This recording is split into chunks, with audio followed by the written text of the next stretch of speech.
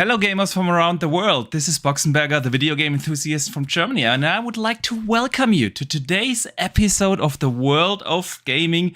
And yet again, we are joined by an Australian gamer. This time it's DoomCutie. Welcome to the show. Thank you so much for having me.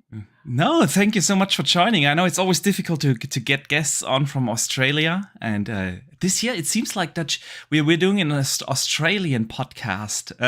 Last week we had special Nick. Okay. This week we have DoomCutie. So yeah, it's awesome to have you. I will give you a proper introduction in a second, but I also want to welcome, of course, our wonderful co-host here, Wandering Dutchman. How you doing? I'm doing very well. Yeah, I'm doing very well. I'm in the creative mindset at the moment, so I'm getting everything done whilst I've got that head on until I've lost it. So all my outros and overlays and things, everything's getting done and rejigged whilst I'm in that mood. Nice, nice. I've seen the new templates for your overlays, man. They look so good. Thank you. Thank you. Yes, really good. Yeah, you can be proud of them. They look fantastic. But let me also welcome everyone in the chat. I see a lot of familiar names here already. People are joining us again for the World of Gaming. So excited that you guys are here. Big shout out to you, but also, of course, a big shout out to everyone who is watching or listening around the globe after the fact on the podcast services, on Spotify, Apple Podcast, Google Podcast, wherever you're listening.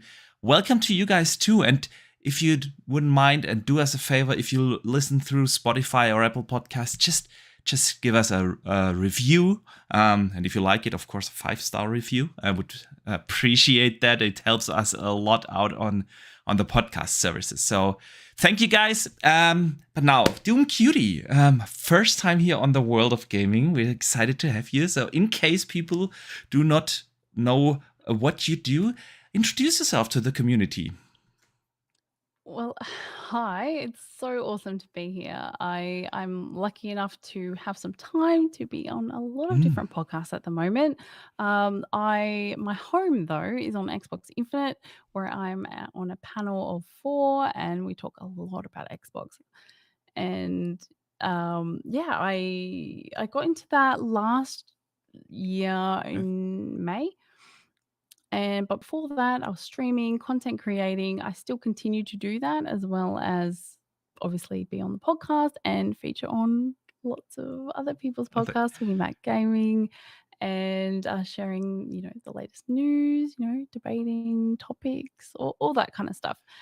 And honestly, I'm so grateful to be here. So thank you so much. Yeah, it's exciting to have you. And in case, guys, you don't follow her or don't know where to find her, just click in the description of the show note. You will find the link tree to everything from her. So you're good to go to follow her on Twitch, to find the Xbox Infinite podcast on Twitter, and everything is down there. We're gonna have a great show here today, guys. We will, of course, talk about the biggest news of the year. I mean, that's easy, to be fair, because the year didn't have many news so far. But Xbox is gonna have a showcase, and we will definitely discuss that. We will also talk about Ubisoft. We will talk about Avowed, some cool Avowed news. Playground Games has made headlines. We will talk about a new Xbox energy saving setting, and a lot more. But first, of course, we always talk about our games of the week.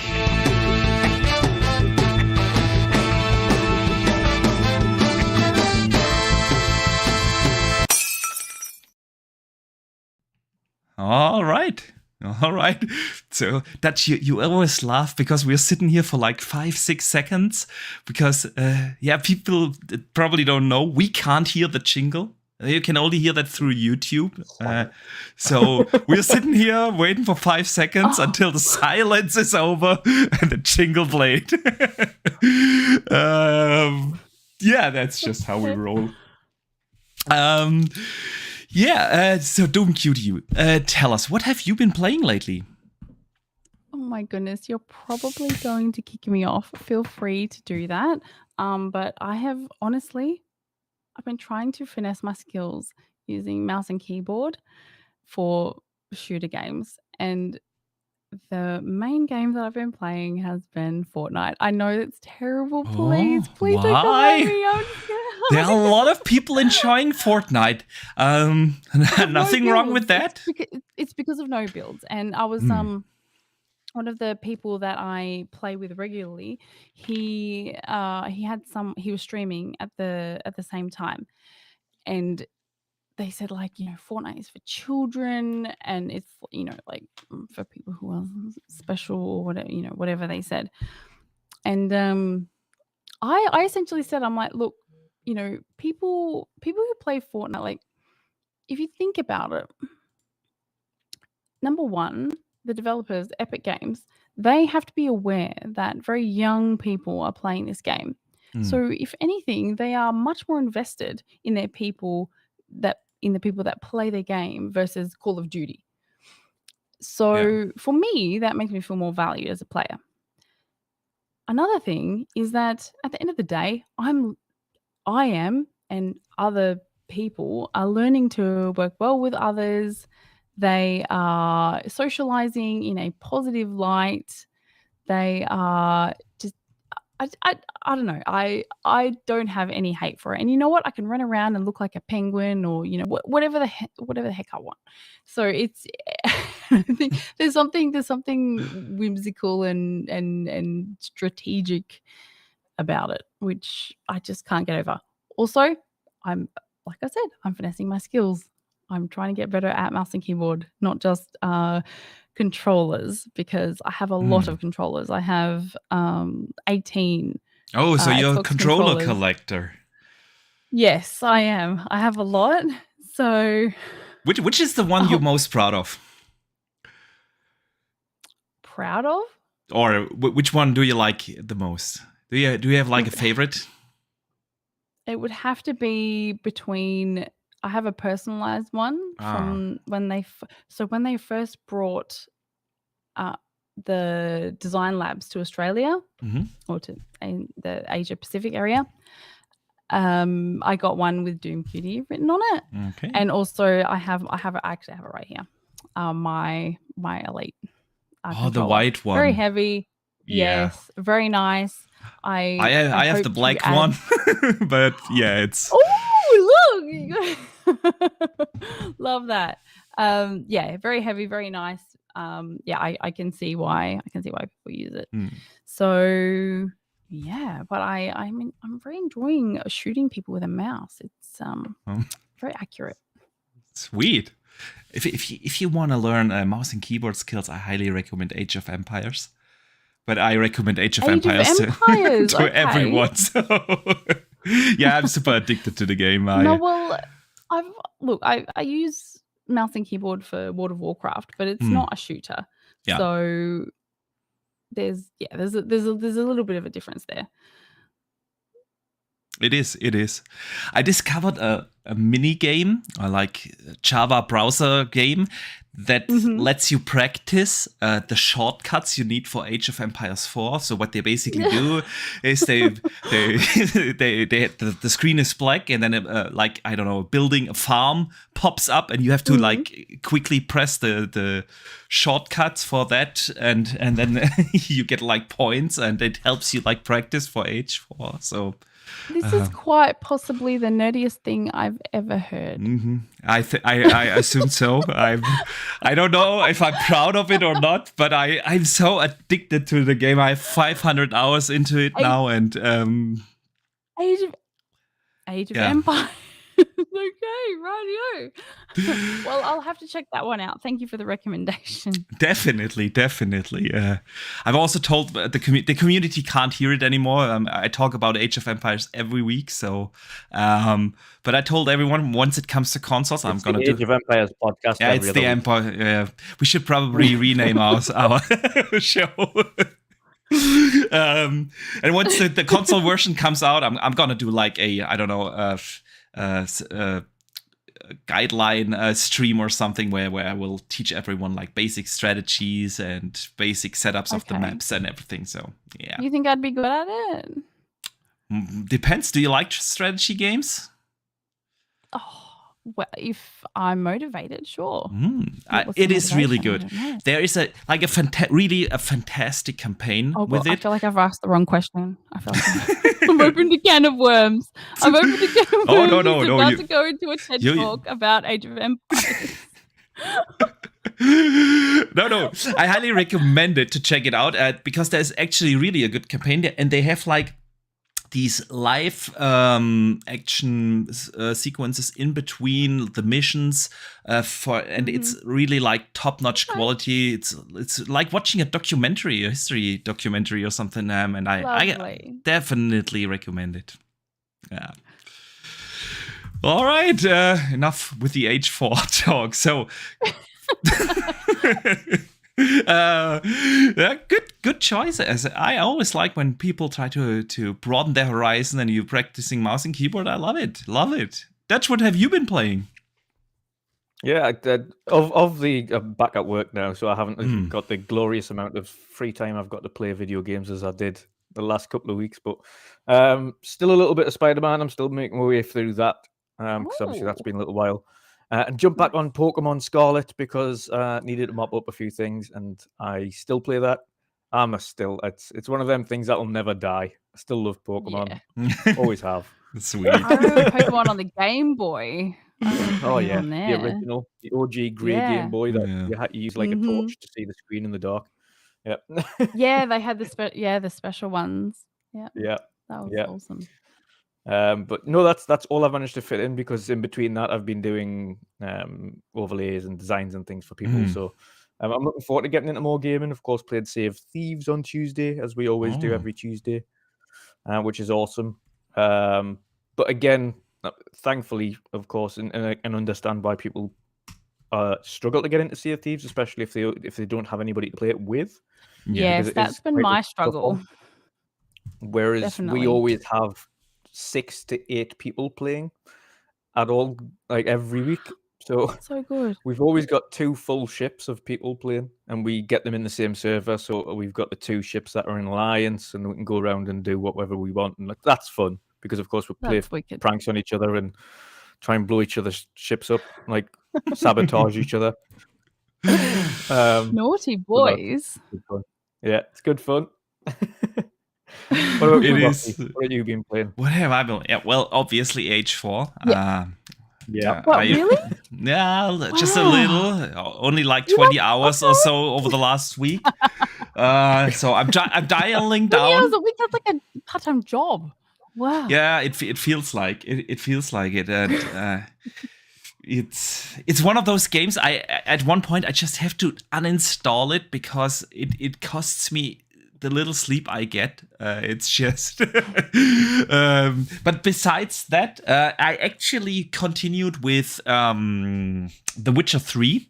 I finished the main campaign last week, and I continued with the first DLC, and I have some gameplay here for us. I throw that up. It's from the first DLC, Hearts of Stone. Just I'll let that run in parallel while we have our discussions here. So yeah, I've been enjoying that as of course. The next gen patch is just so awesome. It looks and runs so well now on the consoles. Fantastic. Yeah, so that has basically kept me busy. I mean, the new games are coming soon. January, at the end of January, Monster Hunter Rise is the next one I'm looking forward to. How about you guys? Which is the first one of this year that you guys are looking forward to? I'll be jumping on Monster Hunter. Yeah, absolutely. Nice. We need to team Monster up, Hunter dude. World. Yeah, I've got Monster Hunter World, but I've never had anybody to actually play it with, so it's just been sitting on the shelf, unused essentially. I played maybe a few hours of it, but then nobody else I knew had Monster Hunter World. So it was like, okay, I have no idea what I'm doing here, and there's so many other things to play, so I'll just shelve this for a minute. But this one coming straight into Game Pass. Of course, I know Monster Hunter World is in Game Pass as well now, which is good. But Monster Hunter Rise going in straight into Game Pass, and obviously being multiplayer. I know a few people are going to check it out, so absolutely going to team up on that and try and figure out what the hell I'm doing on that game. Sweet. So, DoomCutie, what is the next game you're looking forward to? Because there are a lot of games coming now. yes, this year is going to be absolutely incredible. What an incredible time to be a gamer. It's never been more convenient to be one, honestly. Yeah. There are a couple of games that I have my eye on for this year. And the first one would have to be Hogwarts Legacy. Oh yeah. That's gonna be cool. I remember playing that on the PS1. And I didn't even own a PS1. I used to borrow the game from the video store. There was a Harry Potter game on the PS1. I remember the Lego games, but no. This is where you'll see some of some memes with like a square boxy type Hagrid. Okay. And it's quite interesting. Nice. Anyway, so I used to borrow the game from the video store, and my neighbor, he had a PS1, and I used to play it on his PS1. He hated it, but I don't know why he let me do that, but I just didn't own one. Sweet. And honestly, being able to just experience this world in current gen technology is going to be amazing. Yeah. My second game. Which house are you going to take? Which? Dutch and I had a debate about that. Guess my Hogwarts house. Chat, guess my Hogwarts house. Oh yeah. Let the chat guess. Hang on. I'm gonna put a poll up. I'm gonna put a poll up. Oh, absolutely. Absolutely. Wait, have you guys done the quiz? Do you know what your Hogwarts house is? Oh no, I'm just choosing. Choosing. You're just gonna choose. Okay. Oh yeah. Wait, but you haven't actually. Wait, have you actually done the Wizarding World test? No, I haven't actually. I have been to the Wizarding World, but I haven't done the test. Oh, okay. So you don't know what your Patronus Slytherin, is? Gryffindor, Ravenclaw? Ravenclaw. That's the one I'm missing. What? Exactly. So I'm gonna ask the community. Let's guess DoomCutie's DoomCutie's choice, because I was actually thinking about Ravenclaw, but at the end I'm gonna go either Slytherin or Gryffindor anyway. I know myself. Sometimes I want to play the bad guy, you know. I don't know. Oh, for you. Oh, okay. Yeah, you know what? I'm getting Slytherin vibes from Dutch, and I'm getting Gryffindor from you. Yeah. I feel flattered now. I feel flattered, man. That's cool. Oh. Let's park that question. I made all of the Xbox Infinite crew do theirs, so I already know all of theirs. So Riskit is Hufflepuff. Surprising, I know. Yeah. Umbra is Slytherin. And Pete is Gryffindor. So stop. Don't get your wand out. Oh my. Really? Oh my god. Now we're going really nerdy here today. Oh my god. Dutch. Yeah, I did not know that you have that. You didn't already get that. Voldemort. Oh my god, it's so cute. Oh, I love it. Yeah, it's paid over the odds for something that I didn't realize was actually interactive. So it works. It works within this giant world of the Harry Potter world in Universal. I always knew it, but we're just a bunch of super nerds here. This is just. I love it. Oh, thank you for showing me that. That's amazing. Oh my gosh. Because we obviously don't have that. Did you pick it up from the park or? Yeah. Okay. It cost $50. It was $50, and I thought that's quite expensive for one, but it looks cool, so I'll get it. Not realizing that any of them that had this gold badge on the back meant it was interactive, which meant it when you do spells out in the streets in Harry Potter world, it interacts with certain items, and it actually opens doors. It opens doors and makes things open and close and move. Yeah. And I didn't realize that. Oh my god, that sounds amazing. What the heck? Oh, I think they're just releasing some. I think obviously with the launch of the game, they must be coinciding with that. But reacting with like lights in your house. So that, oh my god, that's amazing. Yes. So cool. Thank you. Some real good stuff here.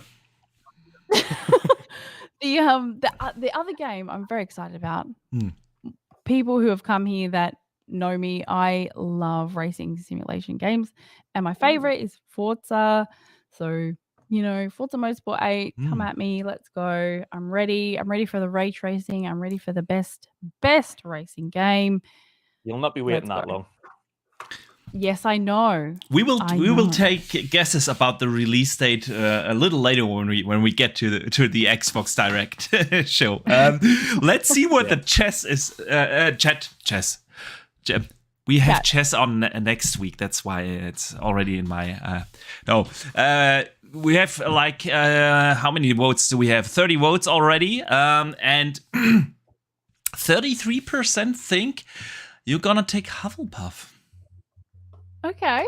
That's the biggest vote. Is that we the have majority? Majority. I'm gonna give the chat another couple of seconds. Gryffindor is sitting at 19%, Slytherin at 25%, and Ravenclaw at 22%. So, yeah, that's the majority. Surprised.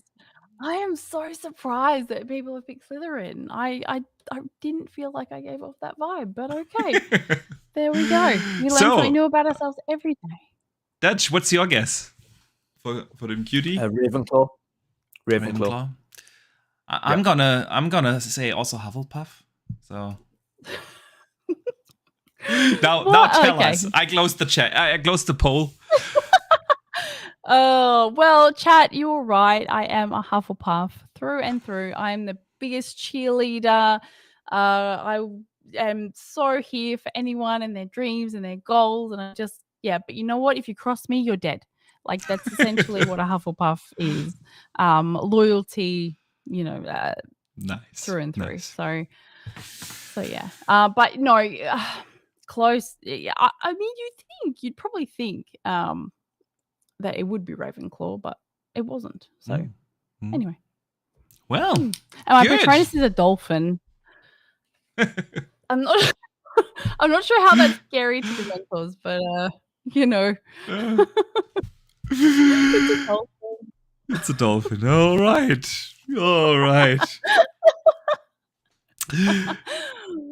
and I'm still Dutch. How long do I know you? Like, for many years we know each other, and I had no idea you have that wand. That's so that's so cute. I love that wand. It's awesome. Axe over here. I've got a lightsaber sitting, like a 200-pound lightsaber sitting over there. Oh, I got a lightsaber as well, but it's upstairs. Yeah. Super expensive, but well worth the money. When I go to visit Wizarding World, I'll have to come by and borrow that wand of yours. Yep. Absolutely. All right. Let's move on from Hogwarts Legacy and the games we play, and let's talk about the news of the week.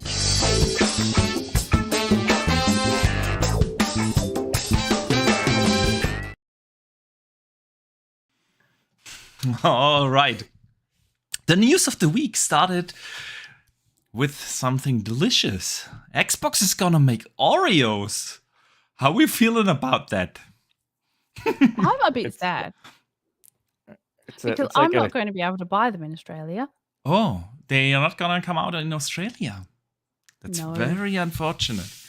So I'm either going to be a sucker on eBay so I can get the skin for my Forza car, or I'm going to have to hit up some of my Europe friends. No problem. I'm gonna get you one. Oh, thank you. No problem. But yes, they're not coming out here. But I think they're differently patterned, aren't they? They have a different stamp on them, which is, I mean, like I'm a sucker for a photo opportunity like that. That's so cool. I need that. I need that in my life. I need an Xbox Oreo. I'm not sure how much shipment would cost, but the code is easily to send. So Thank you. All right. But that wasn't the big news. The big news of the week is obviously Xbox announced a game the Developer Direct show coming on 25th. January 25th at 9 p.m. Central Europe. I think that's 3 p.m. Eastern. It's 8 p.m. UK, and I have no idea when that is in Australia. It's actually the 26th of January. For you guys, already. Yeah. Yeah. Which is actually Australia Day. But Australia Day is getting a bit of hate. So potentially, you might find it trending on on Twitter, like change the date. You might see that because people, they don't like that. They don't like celebrating that date. So I'm excited. Yeah, it is exciting. Let me read from the official announcement. Presented by the game creators themselves from studios including Arcane Austin, Mojang Studios, Turn 10 Studios, and ZeniMax Online Studios, the Developers Direct will focus on big features, extended gameplay showcases, and the latest info for Xbox games launching in the next few months, including Elder Scrolls Online, Forza Motorsport, Minecraft Legends, and Redfall. A dedicated show for Starfield is also in the works. There won't be any moderators. So it's all developers talking about the games. And I feel like this is really the time where Xbox listened to the community, because we have always been saying when they do these shows, we do not want the personalities, like these super hyped moderators of the little shows. This is no moderators. It's all the developers talk about their games. And I really love that. I love how they describe that format. DoomCutie, what do you think about the format itself? Oh, hearing straight from the developers is always the best, because you can just see on their faces, how incredibly invested and how hard they've worked on this project. So, and it really is electric just watching them and seeing their passion while they're presenting whatever they're presenting. So I think it's a fantastic idea, and I would love to see moving forward. I'd like to see this much more regularly. Yeah, absolutely. Me too. Do you think we will see it more regularly? I don't know. I would like it to happen like 3 times a year. I think that would be appropriate, but whether or not that's going to happen, whether or not there's enough releases, whether or not there are so many working parts that we don't see, or I guess I don't understand. So I'm not going to assume that there are going to be any more, but I think it's a really good step. It's a good step in the right direction. I mean, they announced, or I think Aaron Greenberg announced it on Twitter. This is our first Developer Direct coming January 25th, blah, blah, blah. So since he said this is our first, I was immediately thinking, oh, of course there will be more. But what do you think, Dutch? Oh yeah, absolutely. I think I would suppose listened, but yeah, I definitely think they've taken on board the request for more information. Obviously, it's great to hear from the developers, and I think that's the best way to do it, instead of having these personalities come on stage and be extra hyped for something they might have played a small slice of. But I think that's a little bit more disingenuous, because that's kind of letting emotions take over. Because obviously, if a gamer like us plays a game that we're really excited for the first time, we're going to be like really hyping it up. Probably maybe he's overhyping it for some people, whereas the developers themselves are super proud of their work. It cannot happen with H4 that we overhype H4. It's not happening. Just saying. Not possible. Not possible. But yeah, it's a case of, and I think, and you've seen that as well from, unfortunately, with the like Paris Lily that notorious video where he comes out with the Cyberpunk presentation for the first time, and he's like super hyped, and people use that as a weapon against him. And of course, when it came out broken, it had so many major issues. He got like a lot of the flack for it, even though it had nothing to do with him. He was just hyped with the stuff that he'd seen. I think having the developers talk about their game and talk about the intricacies of it and all of the info that we're looking forward to hearing about is far better, because I think they're a little bit more reserved, should we say, in their emotions, which is good. And a little bit more calm in the way that they're describing things, and be able to describe it much better than I think some personalities would ask questions. Sometimes they ask the most basic of questions when they're interviewing some of these developers. Like, those fake interviews. How many people can you play? Like, yeah, the most intricate questions is okay. I will say with the Xbox Bethesda showcase last year, I was actually really happy with the Q&A that they had with the developers. You mean in the extended showcase? Yeah. That's true. Especially the High on Life guys from Squanch. The interview went really well. I remember that. I love that. Like, I think, look, having personalities, it's always going to be part of those kinds of big showcases. But I think if we can have more of the, the more intimate moments with these games, with the developers, I think that's amazing. Yeah, true. I was always like, I don't need the personalities in the show. I want facts. I want like explanations from the developers. What were they thinking about designing the world or designing certain gameplay mechanics? I want to have the facts presented to me. And if I want to hear like the opinions of a personality, I can do that on Twitter, Google, YouTube, Twitch, wherever. Yeah, we have all access to an opinion of a Paris Lily. I like the guy, I truly do. But if I want to hear his opinions, I'm gonna go on his show, on his podcast, or on his YouTube channel, or whatever. Same goes for everyone else. Yeah, I don't need that in the main show. Just show me the games. Show me. I always like when developers have these like talk overs when they show the gameplay and explain a little bit what we see on screen and why they did certain things in games, stuff like that. And the format that they have announced kind of sounds to me like that. And DoomCutie, I'm fully with you. I would love to see that like 3 times a year, like every quarter. And in one quarter, it's not a developer direct, it's the E3 showcase. So you have like every quarter something, and one time the big show. That would be absolutely awesome. Let us know in the chat.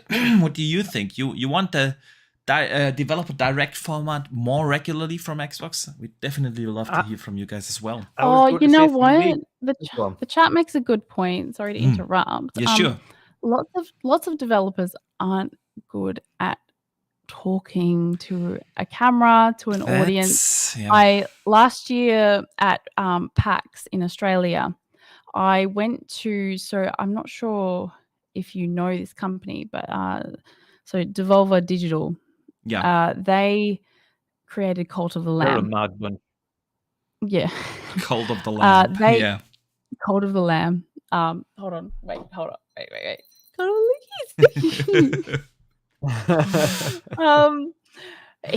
it just came like last week, so I'm pretty excited about that. So they actually sponsored a person who customizes controllers and all that stuff to create a presentation about, how they got started, what they do, all that kind of thing. And I tell you what, both of these men, I swear they'd never seen a microphone in their life. So I dare say that there are lots of developers out there who just don't want to talk in front of people. And I get it. Because there's a lot of developers these days, and you tend to find it as well with the likes of your Forza monthlies and things like that, where we'll get a lot of the developers on and doing live streams these days. So a lot of studios as well have a few like dedicated kind of their live streamers who play the game on stream and things like that and enjoy it. Like they have like a social marketer or something. Yeah. And they'll have like them mixed with some of the devs and like kind of get like maybe the audio lead or something like that. It's like more of the senior level. I don't think they're gonna get kind of on-floor developers who are like ultra shy, like just coding away. Sweaty boys, yeah. Do you guys remember that one presentation? What was the game's name?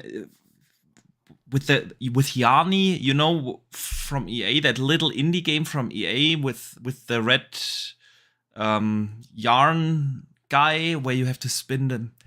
What was the Unravel? And the Unravel guy was on stage, and he was like exactly how you described it, DoomCutie, like super nervous and anxious, and he was like, I don't know what to say. And everyone felt so sorry for the guy, but that was the most genuine game presentation I've ever seen, because it was like true. That's also what we like to see, to be honest, because it's as much as they're nervous, you can see how like proud they are of what they've been making. Yes, absolutely. Well, and honestly, like for me, and maybe there are people out there who like want to, I want to hear directly from the source. Like, you know, I don't want to talk to anyone else. I want to speak to the manager, like that kind of kind of vibe. But to be quite honest with you, I think I just want to thank them. Thank them for all the hard work that they've done and just creating these incredible memories, not only within games, but with my friends as well. So, but, you know, not everyone's comfortable with that. And you know what? I'm comfortable with that. Yeah, absolutely. Let me briefly read a super chat coming in from Dave Ramos. He's a channel member for 18 months now. Outstanding. I mean, I think he was like a day one channel member, so can't thank you enough, man. And he says, developers, Steve Ballmer, smiley. Yeah, everyone remembers that video. He says, love the name, and we all know Direct Xbox. Cheers, folks. Yeah, do you guys remember that? If not, type into YouTube, developers Steve Ballmer. It's like he's going crazy on stage, and yeah, the focus here is definitely on developers, and Xbox has so many of them. So yeah, but I want to tell you something. Usually, Germany, we are in Germany, and obviously Germany isn't the core market for Xbox, so we're not gonna get treated properly. But this time, I think Xbox via Germany from the DACH region made a boo-boo because they wrote something in their announcement article for the developer direct that no other country mentioned. What's that? Yeah, it made some headlines today. So I could read it in German, but no one would understand. So I'm translating it now. And that is that they said they are going to announce the release dates for Redfall, Forza, Minecraft, and Elder Scrolls Online. No other article, official post had that in the statement, but obviously, if they wouldn't use that show to announce the release dates, I don't know what it would. I mean, but it's still Xbox DACH is the only one that. The mystery out, like, the Germans are just direct. They're just like, we're just going to take the mystery out of the show. Yes, you know exactly what you're getting. Look, there's speculation, obviously, but then to be the headline, it's very brave. Yeah, absolutely. But you know what? I dare say that we will get dates for these games. Yeah. I mean, yeah, they would be stupid not to. I know when two of them are, but I still don't know when Redfall will place. So then tell us, what do you know, Dutch? What do you know? He's probably signed NDAs. Minecraft Legends and Forza are most definitely spring releases, both of them. So we're going to see maybe a March, April back-to-back with both of those. Mm-hmm. Redfall, Starfield, however, is up in the air. Do we get Starfield first in May and then Redfall in June, or do we get Redfall in May and Starfield in June? It's a you never know. Or even saying that, do we get Minecraft Legends in February? That's what I'm thinking. That's what I'm thinking. I'm thinking Elder Scrolls Online and Minecraft. are gonna come out really close to the event. Yeah. So like February. Yeah. Yeah. I mean, we've seen a lot of, and one thing about Minecraft as well is we've seen a significant amount of actual developer gameplay on streams and things like that, where That's they've done deep correct. dives into it. So that one feels like it is definitely the closest to having a release, like pretty soon, if not immediately. So I wouldn't be surprised if that one's like, yeah, it's coming like 1st February, because that was the aim for them. Even on the website, it says releasing spring. So we know that one's a spring release, and Forza I also know is spring. So I'm saying probably a March, April time for Forza. The other two we shall wait and see. It could be. I know Boxy was thinking Starfield could be earlier, and you know what it is? It could be the case. Starfield could be the May release, and Redfall could be the June. I actually think it's gonna be even earlier. Starfield is end of March or beginning of April, somewhere around that window. And I feel like Forza is actually further away. I've said that before. I know we disagree here, Dutch. But that's why I want to hear DoomCutie's opinion. I know what you think. I want to hear from DoomCutie. But hang on, pardon me? I sent you a DM the other day, and even I know. You're saying no. No. But in that DM, we were able to confirm that the external beta playtesting has closed down. That does not mean that the game is gonna come out anytime soon. And I'm still taking the studio head. He's the best source, and he said the game is going to enter the polish phase early 23. So if they start now in early 23 with polishing up the entire game, I'm not gonna assume it's gonna come out in March or April. I'm almost willing to take a bet on this, but I'm not a betting man. Let me read briefly. What do you want to bet? What do we want to bet? Okay, I'm gonna. I don't know. A game? I don't know. Whoever loses the bet has to do like 20 push-ups. Listen, we've decided to go to Gamescom together this year, right, Dutch? So the guy losing is buying the first round. Okay. Yeah. All right. I'll take that bet. All right. We're gonna take handshake. There we go. Virtual handshake. Done. I'm a witness. You're the witness, and you'll be the judge. All right. One brief super chat, and then I'm gonna get your opinion. Pyro, Matt, who's also channel member for a month now. Thank you, man, for the support. He sends in and says, World of Empire side channel starting in the next 6 to 8 weeks, right? It's not a bad idea. It is not a bad idea. But DoomCutie, let us know. What do you think? When will we see those games? We have like these 4 games that will be shown at the show. They've confirmed that, and Xbox Germany, the DACH organization, also confirmed official the release dates. Scoop. Latest. You heard it here first from Germany. Exactly. So, what do you think? Where will they place these games? I think it's going to be Minecraft Legends, then Elder Scrolls, then Forza, then Redfall. Redfall. Okay. Yeah. Now, whether or my issue is the same, that whether Redfall will occur before or after Starfield. Yep. Now there was talks, and I posted it on my Twitter, that the date 20. Oh, I don't know how you guys format your dates. Do you 23, put day 23? Yeah, 23, 3/23, because that's the date that the Wright brothers first patented their vehicle of flight. So, and it's an important date in NASA. So, Yep. Yeah, I don't know. I've seen a few things that have sort of made me doubt, because I thought that it would come like pretty much immediately after E3. Not a shadow drop, but I thought it would be around that time. Yeah. But this particular thing, it really got to me because, you know, Todd Howard loves it. This is his baby, you know, like yes. It's so important to them. And I would think that they would want a really meaningful date. So, and what better date?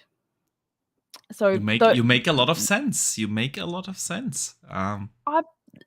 I've seen quite a bit, and yeah, look, all I know is I'm just excited to be able to know what dates what dates are coming out, to be honest. Then we're gonna lose our lives. Like yes, exactly. But you know what, Starfield is, it's a 10-year game. Like it's a we're gonna be there for ages. Yes. Like, this is not a one and done. We know this already. So we will still play it on the next gen console. So most probably yes. Yeah. It'll get a remastered edition. It's gonna get every edition. You know, if they do it like Skyrim, we're gonna get every version under the sun. So I don't know. Will there be an online component? I don't know. You know what I was thinking the other day? Do you guys remember when Fallout 4 came out and they had that mobile game along with it? Shelters, Fallout Shelters. Yes. And since Microsoft is trying to do this push into mobile, it would be stupid of them not to have such a company, an accompanying app. Okay. Yeah, something like that. Yeah. So yeah, we will find out. I like the way you think. Oh, thank you. That could be cool. I don't know. I could manage. I could manage my base on my phone while I'm at work. Exactly. I was going to say, remember when we used to get companion apps? We used to have companion apps like all of the time. Oh, what happened? Like with Destiny, it was like the most stupid company app ever. But I was sitting at work and like looking at my Guardian and trying things out because you really were not able to do a lot. It's only like check your inventory basically. But I loved it.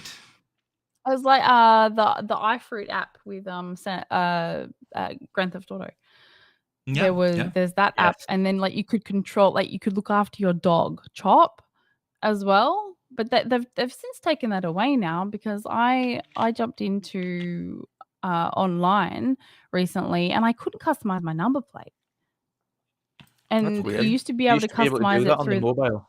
But it doesn't exist. It doesn't exist anymore. You can't. It's not. It doesn't work. So anyway, I think I don't know. That could be a thing. That would be nice. Absolutely, definitely. I'd be down. Even if you could have even if it was a companion app that was like connected to the game that has the map and things on it or something like that, where you don't have to have the map on screen. You can have the map separately on your phone, so you don't have a cluttered screen with UI and things. Check your skill tree, stuff like that. Yeah, all that stuff done using the app as opposed to bringing up a big screen and blocking it all. Checking the map, which planets have you already visited and stuff like that. Yeah, man, there's a lot you could do. We shall see. We will get a different showcase. When do you guys think will be the dedicated Starfield showcase? Middle of February. This close? So like 2-3 weeks after this one? Okay. Yeah, I like it. They're already working on it, so I don't. Yeah. It's a case of I think it's what their class is working on is kind of recording it. Okay, we're going to get all the footage, record it, and then put it together and then edit it. So for us editors, it takes us like 8 hours to do a little thing. But as you can imagine, doing like 30, which it's looking at being a 30-minute showcase by itself. So if that's the case, I'm saying middle of February, a few weeks. But see, the thing is, the editing thing is for me always not the big part of making a video. I also need, like, depending of course on the topic, 6+ hours at least for a 10-minute video. But 5 of those is like doing research, recording the audio, getting the music right, and then when I start actually editing the video, that's done in an hour or so. Oh yeah. We don't have to set up fancy lighting in studios and things though for people to sit down at. And Yeah, you've that's seen true. like the developer chat that Starfield have done recently, where they're all sitting around a round table and like, hey, there's fancy And there was lighting and things. Did you see the one where Todd Howard was standing at this table with his coffee mug, and then they had like obviously cleaned out the studio in the back, and then there was this one guy walking in with like his sweatpants and his hoodie, right out of the picture. It was like such a cool moment. Yeah. No, good stuff here. So, DoomCutie, when do you think we will get the Starfield showcase? Well, if I think about how much marketing they will want to do, they want as many people as possible to have an Xbox so that they can experience this game. So I'm guessing they're probably going to need 2 to 3 months. So probably. What if they announced a custom Xbox to sell you, though, that would release on the launch day? They haven't done an officially, outside of, partnering with creators that do this kind of thing, that 3D print things. Yeah. Oh, yeah, I guess there is the Halo. There was the Halo in the 20th anniversary. Yeah. Yes. Yeah. What if they? Oh. Yep. Yes. I would be okay now, with that. Yep. I can see it now. I'm already imagining it. It's a reason to buy the console then. It's definitely a reason to buy the console. Starfield Xbox Series X. Yes. Yep. And in if white. you've seen what they did with the one. Halo, what they did specifically with the Halo one as well is obviously, for people who didn't know, there's obviously a kind of a secret thing that happens with the Halo Xbox with the UV light, which brings up the constellation. Yeah. And naturally, this being a space game, it would be remiss of them to not do something similar with a constellation or constellations in the stars. Stop! You Yeah. know what? This is the second podcast I've been on where like my mind has literally been blown by what someone has said, and it makes total sense, and I'm totally there for you. And I'm going to need to sell a kidney or my bathwater, one or the other. Hit me up. Yeah. So I was thinking about when they could place the Starfield event. The thing is, after that, everyone's going to be hyped for Starfield. Yes. Crazy. So you don't want to put it close to a launch of a game. So you don't want to. I'm thinking have probably end of March, early April. Yeah. Maybe. I'm probably more in the ballpark where Dutch is. Like you want to maybe bring out Minecraft Legends, which is not so affected probably by the Starfield thing, and then do the Starfield, announce it for like end of March and April, and then you have like 6 to 8 weeks as a proper full hardcore marketing campaign.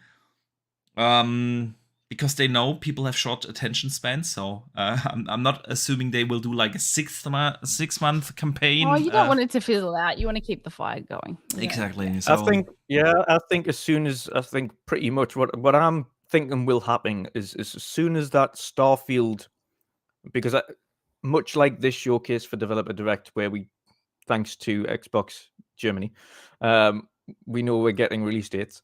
Much like that, I think the Starfield Germany, will be exactly the same. But on the differences here is I think their marketing campaign will begin as soon as that developer showcase ends. So they'll be like, right, this is marketing campaign time. This is when we go all out for our push up until release. I think that's going to be the case for me personally. I think you're right. That 6 to 8 week mark, and that's when boom, you'll see stuff coming out. That's when all the trailers will start going on YouTube, and the advertisement things, and on TV spots will start going on, and yeah. Guys, so exciting! Oh my god, it's exciting times. And especially not just for if you're an Xbox gamer, but especially when you're an Xbox gamer, because there's so many games coming. We know the 4 that will start the show. Do you guys expect something else to be at the show? Like they could announce a release date for Hollow Knight Silksong, or I don't know, Flintlock or something. Is there something you expect to be there as well, outside of the big four that they talked about? I expect they'll talk about family Game Pass, friends and family Game Pass. I think that will definitely be there. Not that that's a game, but it's definitely something that has been talked about recently. Yeah, and it's accidentally kind of leaked onto in a beta form on the on some of the American PC apps as well. Yeah, so some people have been able to access the actual inside the Microsoft Store, and it just says coming soon, or I think I think it's coming soon. So I think that will be there, and it'll be I think they might end on it or something like that to like wrap it all up. So it's like you can play all these games, and all your family and friends can play these games if you get Xbox family and friends. So yeah. I think that will be there. Some people have talked about lots of little different games, but I don't think anything's going to shadow drop. I really don't. I think it's going to be these games and the Xbox family and friends, and that's it. Which is exciting in itself. Oh, I'm muted. That's why you guys don't react to what I say. I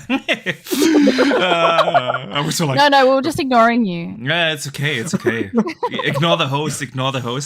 But I actually need to interrupt you guys because I feel super sorry. Dronty J sends in a super generous super chat of $5 and says, Forza Motorsport comes out in April or May because it's spring. I think you missed my super chat, but I looked through the chat. I always feel terrible if I miss a super chat.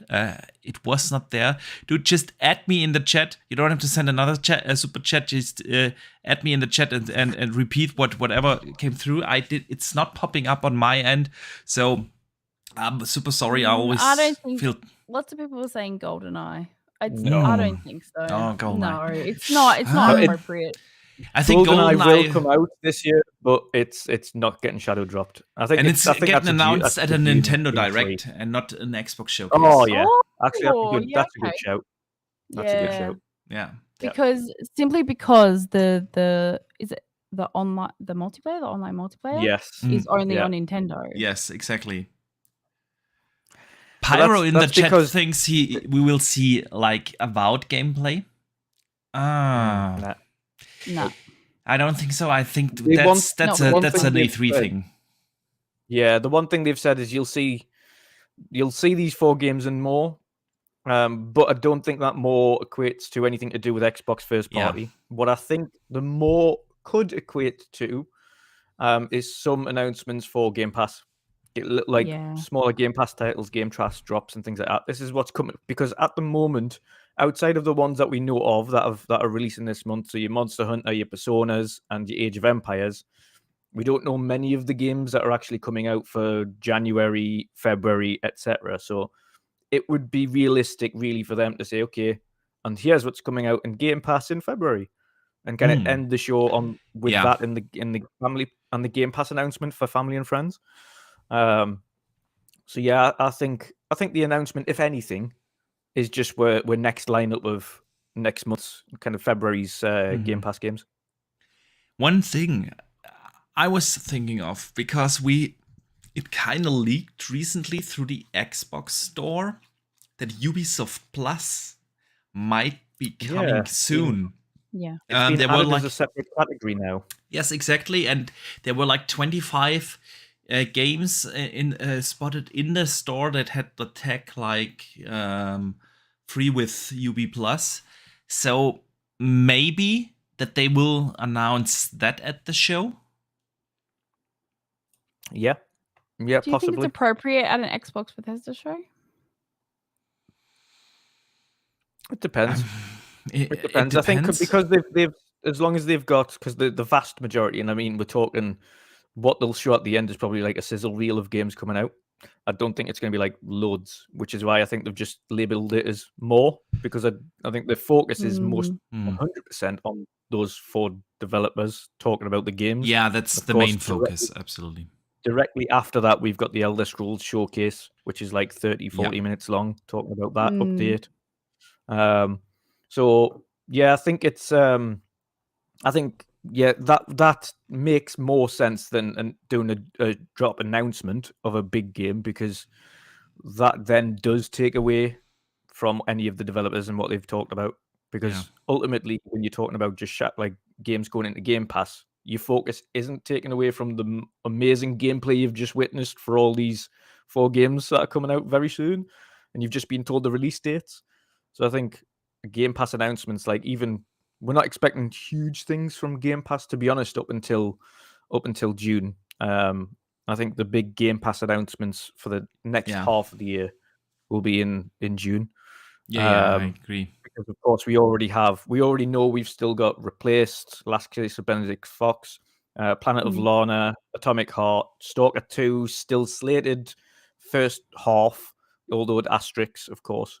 And numerous others that are already kind of slated to come. And there is a lot of games that are going in Game Pass, Wolong and things like that. So there's a lot of games coming out first half already. So I think the Game Pass games will probably be things like little indie titles or additional indie titles or historic games. I don't think that there will be anything bigger surprise releases in the first half. I agree. All right. Good talk about the Xbox showcase. Let me catch up on the super chats, and then we move on to the next topic. Dave Ramos sends in $5 and says, I think a surprise AAA release during Dev Direct might overshadow the dev stories. The purpose is to let the developers shine, don't overshadow it. That's actually quite a good point. Well said. Yeah, definitely. I also think, like, it's the same with what I said about this, where they position the Starfield showcase. You don't want to overshadow other releases or other games or anything. So yeah, I think there will be enough hype and enough excitement after that a show without having the shadow drops. So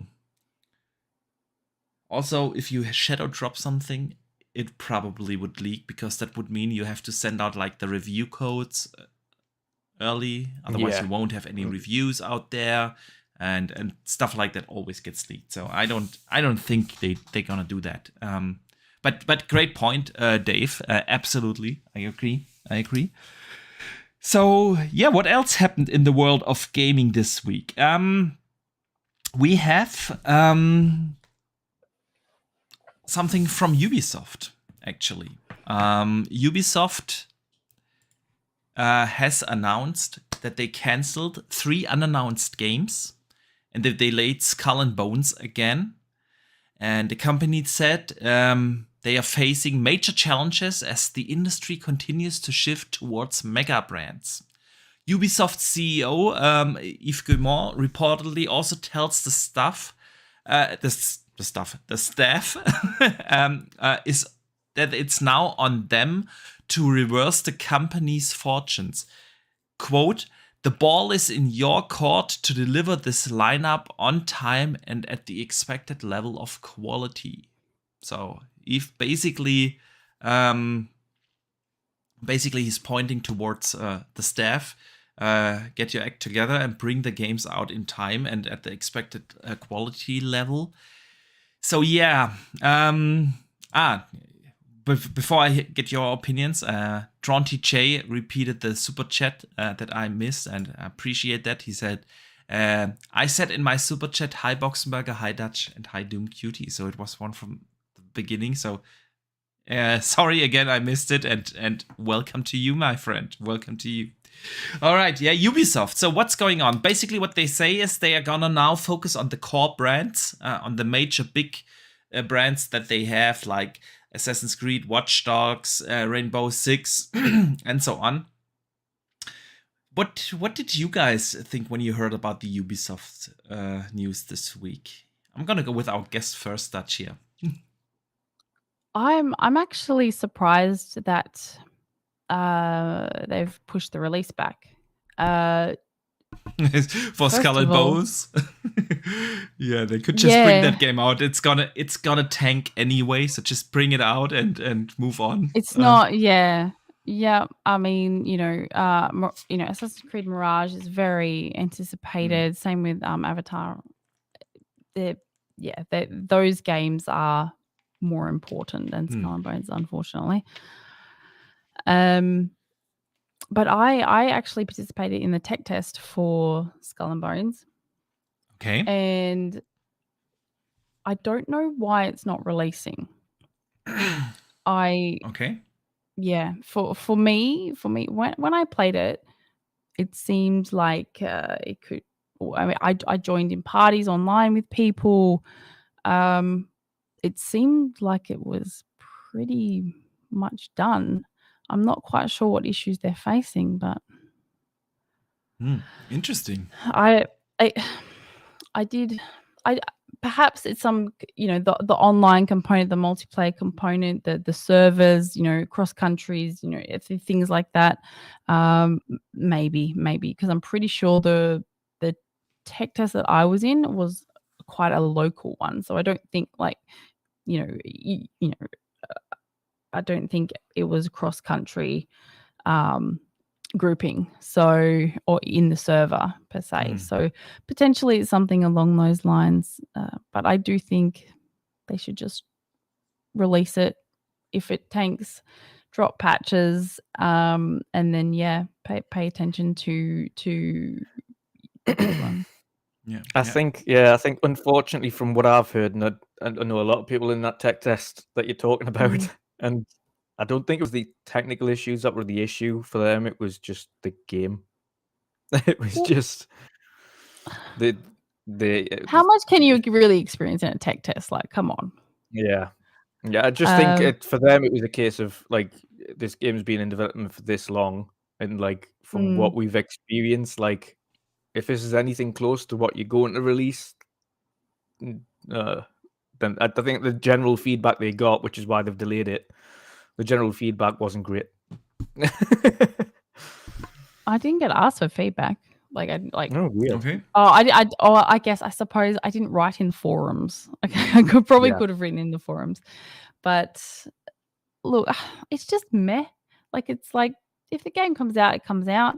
I think some people were waiting for this game and thought it was going to be amazing, and potentially, they might have gotten feedback that it's not so great. But I agree with you. I think at this point for Ubisoft, they need to just cut their losses, release the game, deal with the issues, because right now it's costing them more to continue to develop it than it would, I think personally, than it will actually make when it releases. So I think they just need to cut the losses, get the game out. If people buy it and they play it, brilliant. Make sure you support it and get any technical issues and bugs fixed. If it does well and it receives well in the general public, great, happy days. If it doesn't, then you've lost nothing, because continued development's only going to cost you millions anyway. So just like you said, just get it out. If it hits, it hits. If it doesn't, it doesn't. Concentrate on the big stuff. Yeah, definitely. I want to catch up on a super chat from Tronty J. He says, I told Boom that Microsoft needs to buy Ubisoft. I mean, I'm almost certain that Ubisoft will get bought really soon. Their stock tanked the other day. It's incredible. They are at an all-time record low. To pick up Ubisoft right now is super cheap. Actually, I'm thinking about buying Ubisoft stock.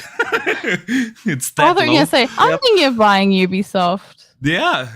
I saw a few things that where actually Ubisoft have looked for potential buyers, and they have. We saw that rumor last year even, and those included Microsoft and Amazon and Google.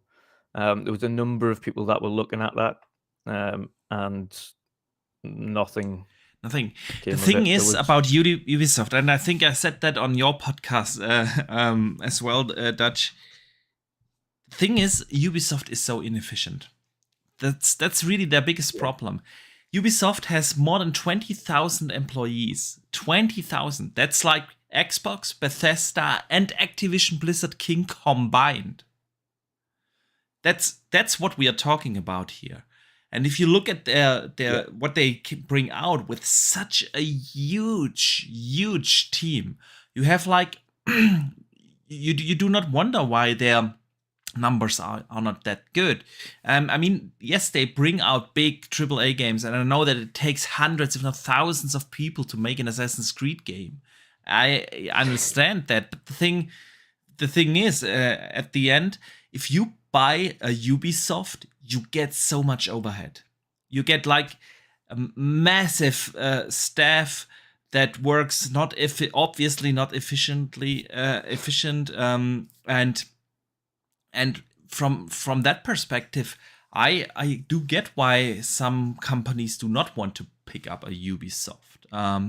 I think they have some really good brands. I know it's popular to hate on Ubisoft, but I always defend them a little, because I think, yeah, everyone complains about the Ubisoft formula and everything, but the formula is there for a reason, because it's a good formula on the one side. And if you look at recent years, Ubisoft has tried to do a lot of things. They tried to reinvent Assassin's Creed with the RPG systems and everything. So starting from Origins, it was like different Assassin's Creed.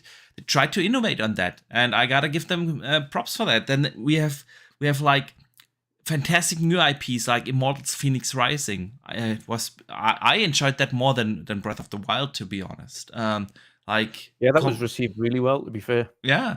So Watch Dogs 3 was an amazing sandbox game, and absolutely not like the first two. So then you look at Far Cry 6, really well done. Also great sandbox, open world. I don't think it's always fair to just hate on Ubisoft. They have also their fair share of misses where they just didn't hit it out of the park. But overall, they delivered. But they didn't deliver in the last, I want to say, 1.5 years now.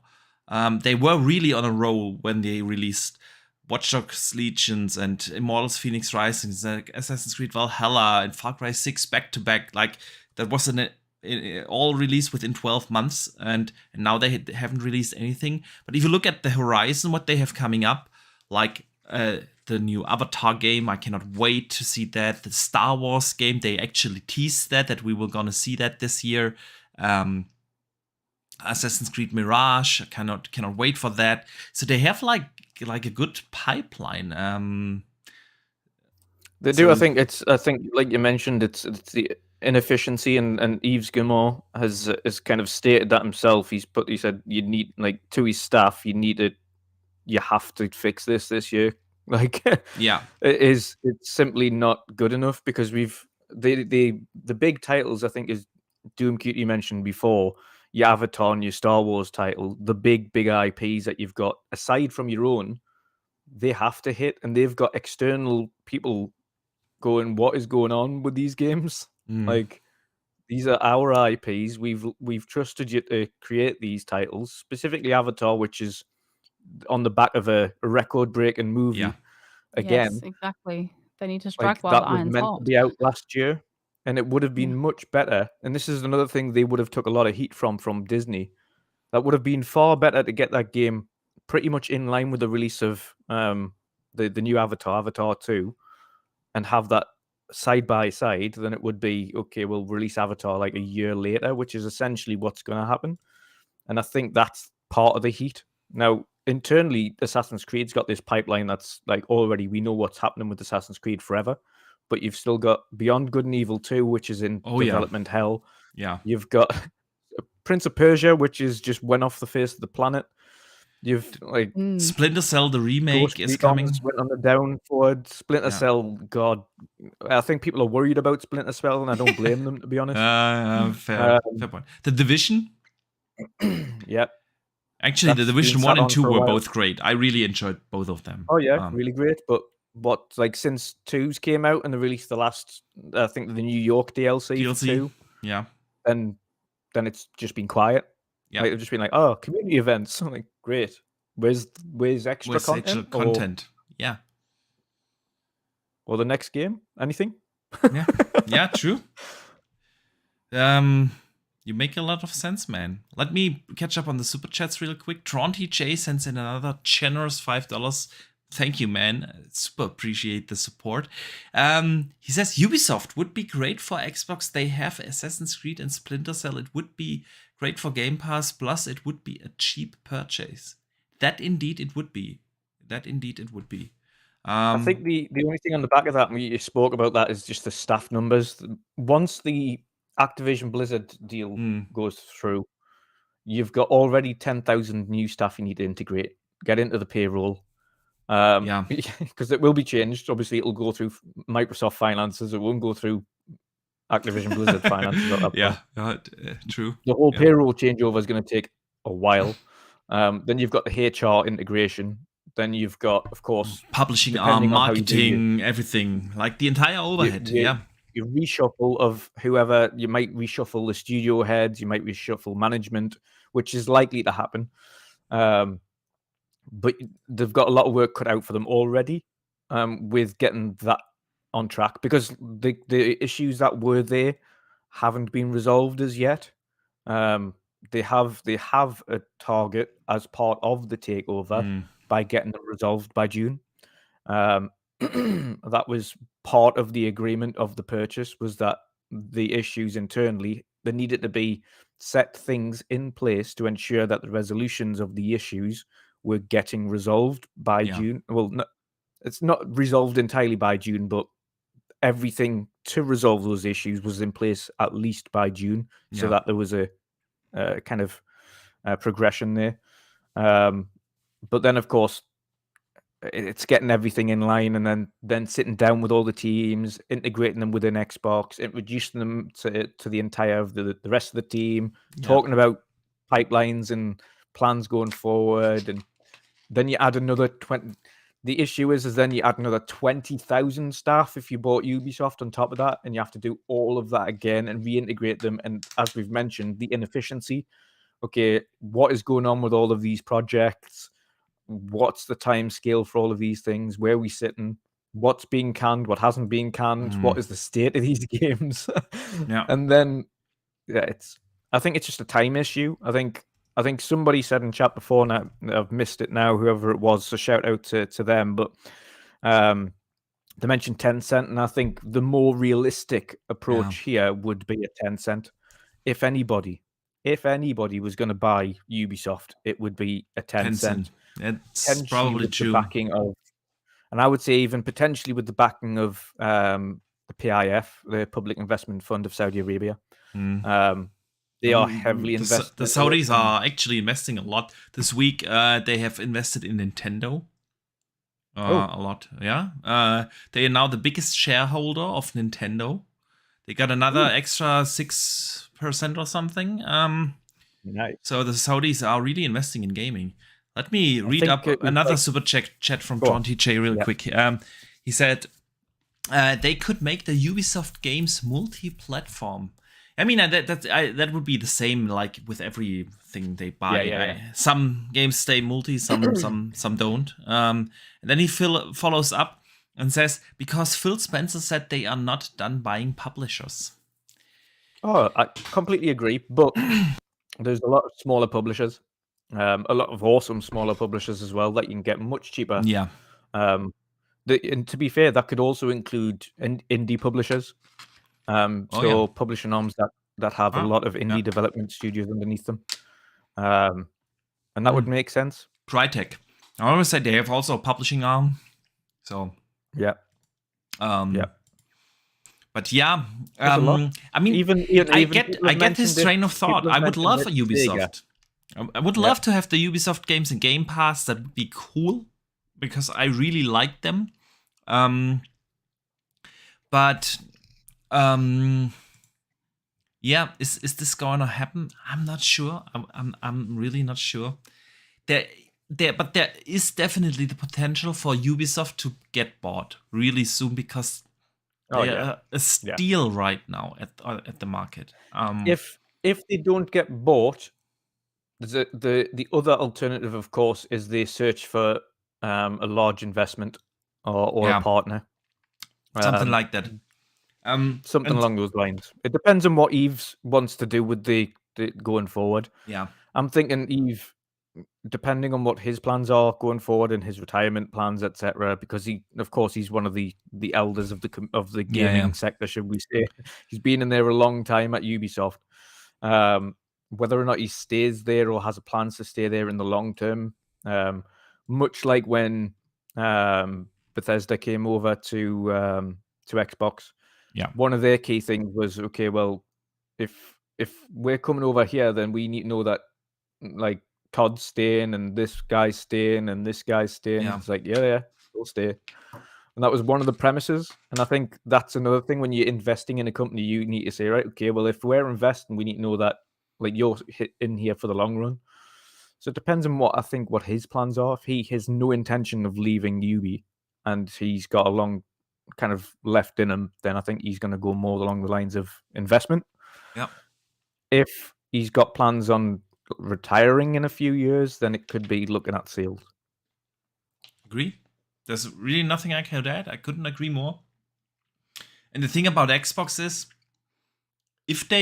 let's assume they would be interested in a Ubisoft. They can't do anything before ABK isn't done, and ABK is just holding them up for way too long already. It's like their hands and feet are both tied together, and they can't do anything. And the industry is a buyout spree, and we've seen it with the Square Enix studios and IPs. It was like an obvious get for Xbox, but they couldn't do anything about it. And yeah, Ubisoft might be just the same. Yeah, Xbox is being held up with ABK. But since DoomCutie is back, we want to move on to the next exciting topic of the week, and that is, of course, Avowed news. Everyone knows how much a fan of Skyrim I am, and I cannot wait to see the Skyrim-esque type of game coming from Obsidian. Because Obsidian has made, in my opinion, the best Fallout with New Vegas. Everyone who played Outer Worlds knows how good they are in designing quest lines, writing stories in RPGs, designing like RPG mechanics that are different and meaningful, and they just are masters of their craft. They are, and they have always been like, well, they didn't have the proper budget. You could feel Outer Worlds, what they wanted to do, but it is just some budget limitations. It was still like in my top 3 games that year. I loved it. Loved that game, and it's the second one is, even though the trailer they released was mocking the industry, but it was hilarious. It was hilarious. That is still one of my most hyped sequels and games of the generation. Absolutely. By a long shot. Absolutely. And as excited as I am for Starfield, I always say like Avowed is probably my most anticipated Xbox game, simply because I'm a sucker for high fantasy RPGs. I'm a sucker for Obsidian games and Skyrim-esque games, and I want to see this world because I love Eora. The world is not new. We've already been there, yeah. And the Pillars game, fantastic world, and now they have like this AAA funding from Xbox. They have years and years worked on that game. They have now Unreal Engine 5 available. They have like the graphic masters of the Coalition that they can just call and ask for help to make this the most beautiful game they can possibly make, and things. So yeah, I'm really excited for Avowed, but we've got some news this week, and that's why I made it actually headline topic. I even put Avowed in the thumbnail of the show because I'm just so damn excited. There were actually 2 things about Avowed. The first, I have to give credit to our good friend Idle Sloth, our Twitter detective. He finds like every news item regarding Xbox that is possibly out there, just finds them and posts them. So highly recommend to follow him. He found that the Pentiment narrative designer, so I have no idea how to pronounce that last name. Franznik or something is now working on Avowed. Avowed has now at least 10 plus narrative designers. And a lot of the other narrative designers are actually from BioWare, some former Ubisoft leads, some former Hogwarts Legacy leads, and from Riot Games.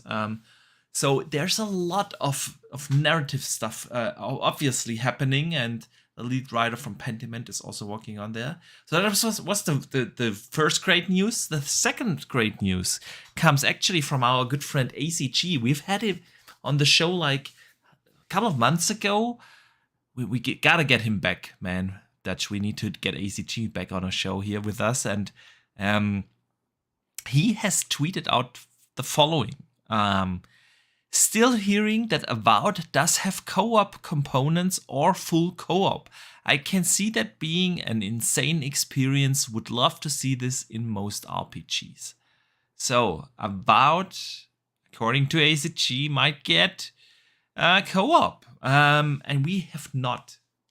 Can you guys remember any RPG of that kind of scale, like a Skyrim-esque game having a co-op element? I know there's a Skyrim mod that allows for co-op play, but I love that. Can you imagine, like, you have this amazing, gigantic, high fantasy world, deep RPG, fantastic story and writing and everything what you expect from an Obsidian game, and then you can experience it with your friends? How awesome is that? So what do you guys think? I think it sounds like they have got the very best writers, and I cannot wait to experience that story. Yeah. And if I can experience that with my friends, that's it. That's that it's sounding, the more I hear about it, the more excited I get. And I love that. I love that long, slow burn sometimes. It's so nice, especially from a game from this studio. How much attention to detail that they have in all of their games. I'm very, very excited. It's going to be an incredible world. Absolutely it will. Dutch, what do you think? Super excited. It's it's what I can imagine a high polished Skyrim with even more detail and an actual co-op being like on an awesome engine by an awesome team that are very reliable. Obsidian are one of the very best studios under the Microsoft portfolio. Extremely efficient. Very, very much know what they're doing. Very talented script writers, very talented artists. As soon as we saw kind of the trailer and things, and we've seen and we've heard from the likes of Jez Corden, etc., over the last year or so, that he's seen kind of segments of gameplay and things from that as well. And he said even then it looked really impressive. And he said that was like an early build that he saw, and it looked super impressive. And we know Obsidian aren't the type. They're not like, as we've mentioned with Bethesda, where they have issues and then they have to spend a long time polishing them out, or the community fix them, or things like that. We don't have that worry with Obsidian.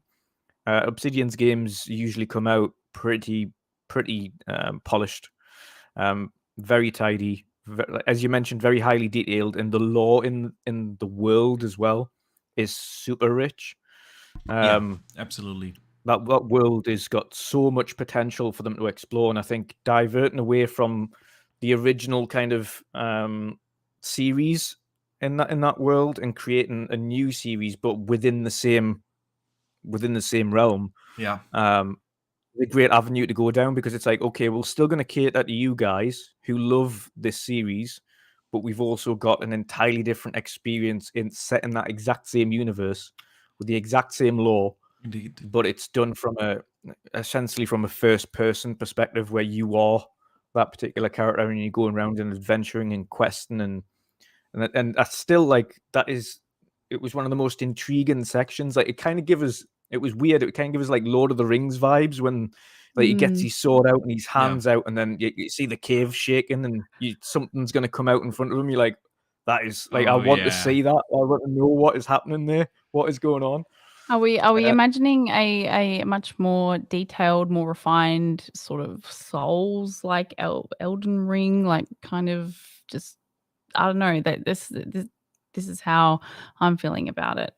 I think we're going to have a lot more. Obviously, there's going to be a lot more lore behind it. I think it's going to be more of an action RPG, like an open world action RPG, a bit like we mentioned with Skyrim, but I think just more detailed. Yeah, I mean, given Skyrim is already what now, 11 or 12 years old, but I agree. Yeah. I expect more like that. They said they want to put their own twist to a Skyrim. It was rumored. Okay. It was rumored that, like, for instance, they will have boss fights. Yeah. Just take it with a grain of salt. It was a rumor. That is also now, I don't know, at least 1.5 or 2 years old. So, and that they want to have something unique, that something to diverse themselves from a Skyrim. I think a co-op element definitely would be that diversification that they described. So, yeah. I don't think the chat agrees with you. They don't want multiplayer in RPGs. They want. Well, it's an option though. It's an option as we know, Redfall is solo, but it's also multiplayer. Yeah, that's true. That's true. Yeah, that's true. Decay is solo, but it's also multiplayer. There's a lot of games that have that solo element where you can absolutely play the entire game solo, but where's the harm in having an option of having your friend along with you? And I understand people's issues with it because, of course, we all have those friends that just never shut up, especially when there's a story going on and you're trying to listen to what people are saying. And that's what the mute button is for. And they're talking all the way through it. Yeah. They're talking all the way through the cutscene. You're like, what was that? Sorry, missed all of that. Exactly. So I think it's just make sure whoever you're playing with, if you do play it with it, is going to sit and pay attention to what's going on as well and really take the story in. So Pyro in chat brought up Fable. Fable 2 and 3 actually had co-op. They even had local co-op. I remember, like, you guys remember those were the good old days where you had your friends come over and you actually played games together. Couch co-op, exactly.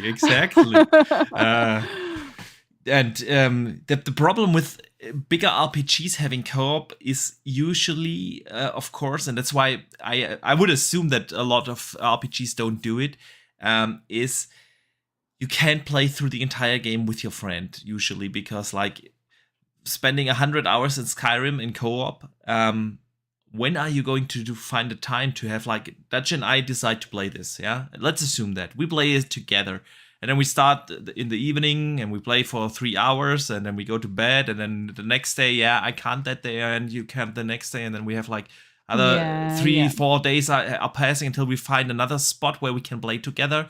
And then we're gonna continue, but you wanna, and so I think that's really the thing with these games. So I wonder how they will solve that, if it's more drop in, drop out, or whatever. But yeah, I would love to see a good take on a co-op high fantasy RPG. Abnormal Status in the chat brings up Diablo 4, absolutely. But Diablo 4 is more, the Diablo games are different. They are not story driven. Let's be real. No one plays Diablo for the story, and you can't just hop in, take the loot you get with you, keep it in your character. So it's more like a loot based RPGs. It's different, if you ask me. But yeah, good shout, man. Diablo 4 is also coming out this year. Jesus. Where are you going to find the time? I don't know. You into Diablo? Top-down games are not my favorite. Okay. Not every game is for everyone. That's totally fine. I know that Dutch and I will play it. Absolutely. So, absolutely. Another game that everyone loves is Forza Horizon 5. And you guys, what happened this week at Playground? There was a kind of a mass exodus of some of the top managers. The former creative director from Forza Horizon 5, Mike Brown, is now the new studio head of Maverick. They founded a new studio. But with him, it's not just him that left. Like almost every lead position of Forza Horizon left the studio. That includes the chief operating officer Harinder Sangha. She left. She was at the head of Sumo Digital previously. The executive producer Tom Butcher left. He's then the chief technology officer left. The content director Garrett Harwood left. He was the technical art director at the Xbox studio. The audio director Fraser Strachan left. Then Ben Rose, he was the studio art director. He left. And the design director, experienced design director Ellie Marshall, and the UIX user interface director also left. So I don't know who's left at the Forza Horizon team, to be honest, from the leadership team. So what do you guys think happened? Because it always happens that some people move on, found their own studios. We've seen that over the last years many times. They said, they wanted to do their passion project, and it kind of wonders me that they were not able to do that within the Xbox roster, because we have always heard like Xbox is now allowing the developers to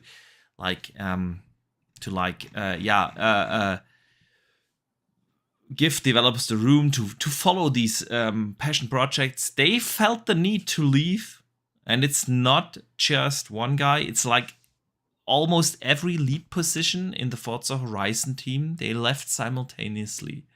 What do you guys think happened here? DoomCutie, let's hear from you. Look, I think, well, by the sounds of it, their contracts are up. This team may have outgrown where they are. And look, these things don't just up and leave. This is something that's been known about for a long time. So it might seem surprising to us on our end, but they would have known about this for a while now. So I don't know. I think their contract was up, and they're just like, you know what? Let's do something together. Let's try this. And I think I'm actually excited. They mentioned the word curiosity in there. They encourage gamers' curiosity. So and I'm very much about that myself. So I look forward to what they have. Hopefully it doesn't impact any future releases in the Forza Horizon franchise, as that is pretty much like my favorite. And I hope that they can continue that the magic that Forza Horizon has brought us all in the racing simulation gaming sector.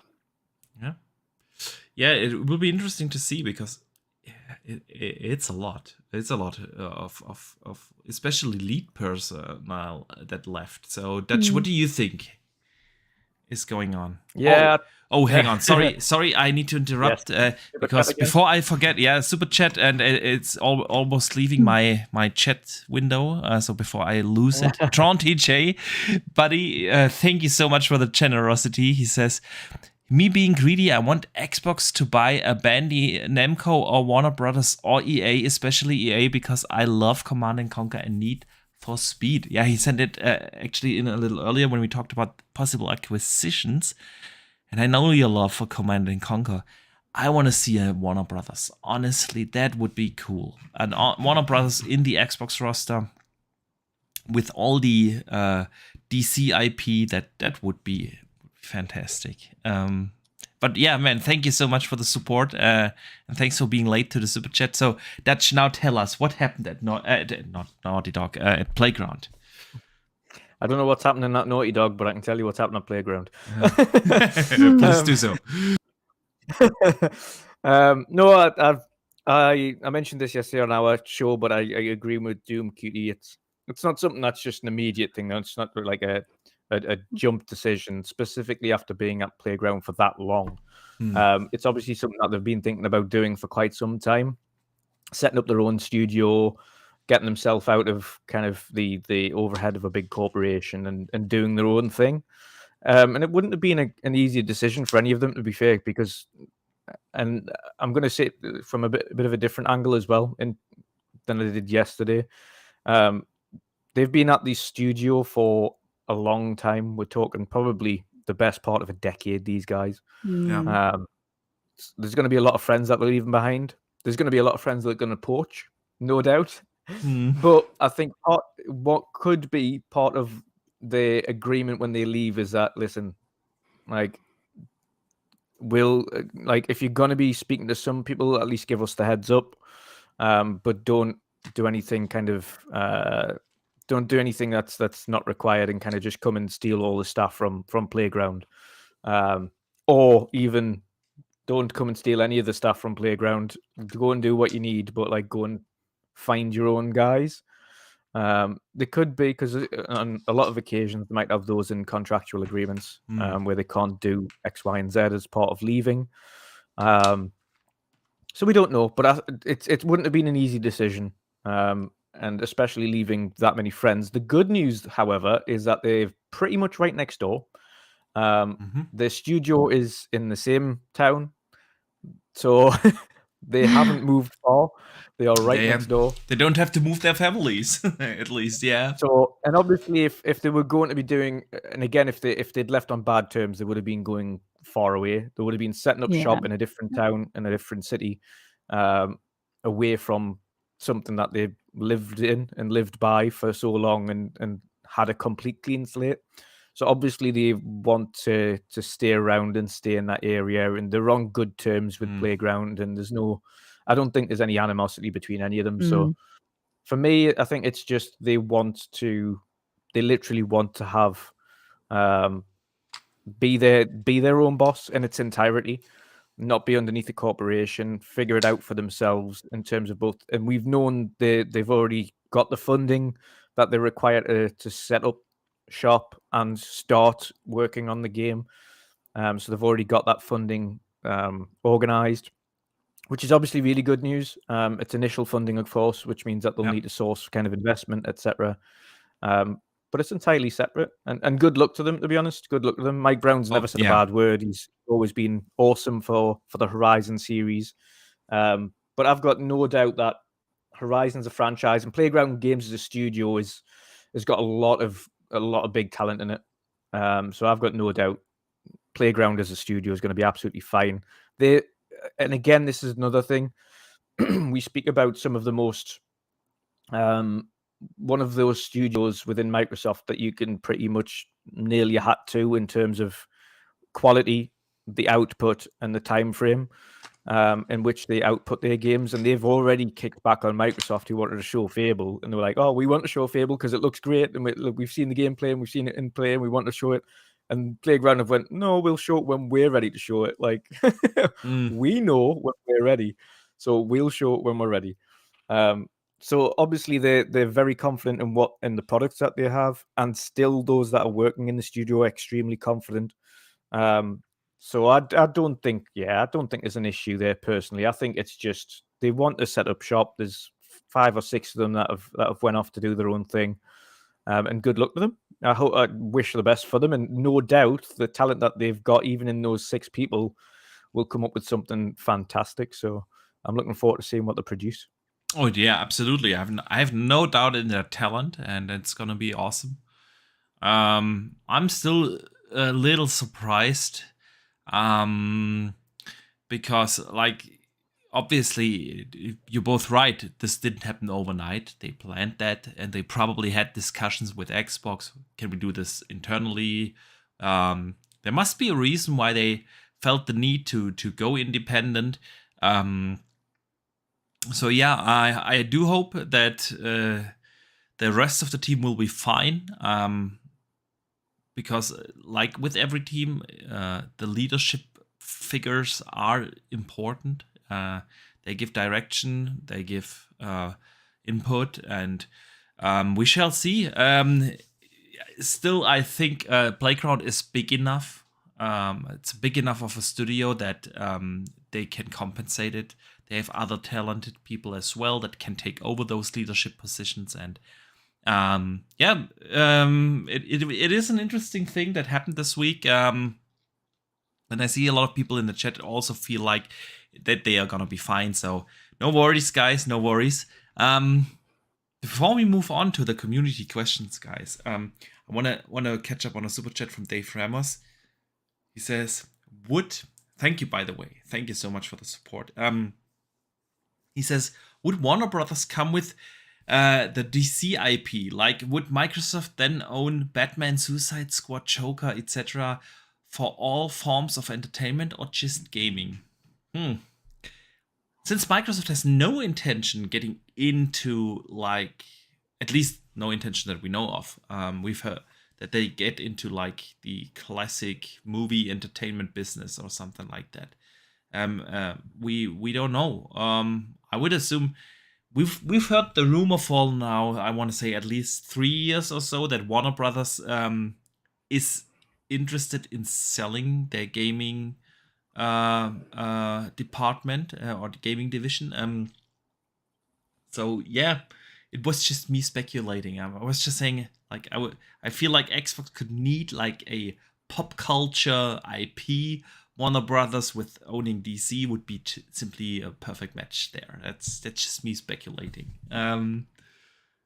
So, and then we have another super chat from John TJ, who sends in another $5. He says, I got to ask, when do we see Halo Infinite Battle Royale? That's a great question. DoomCutie, what do you think? We've heard it from Certain Affinity. They are working on a Battle Royale-ish mode. I think they should focus their efforts on a new game. I've said the same thing. For a while now. Look, you can try and polish a turd. I enjoyed the campaign. I really did. I have a lot of love for the Halo franchise. However, there are lots of things that have been done wrong. And they have a lot of issues with their engine. And I think they need to not add anything more, keep Forge up and running, deliver the things that they've promised throughout the season, and just onwards and upwards. I feel like that's not the worst take I've heard, honestly, because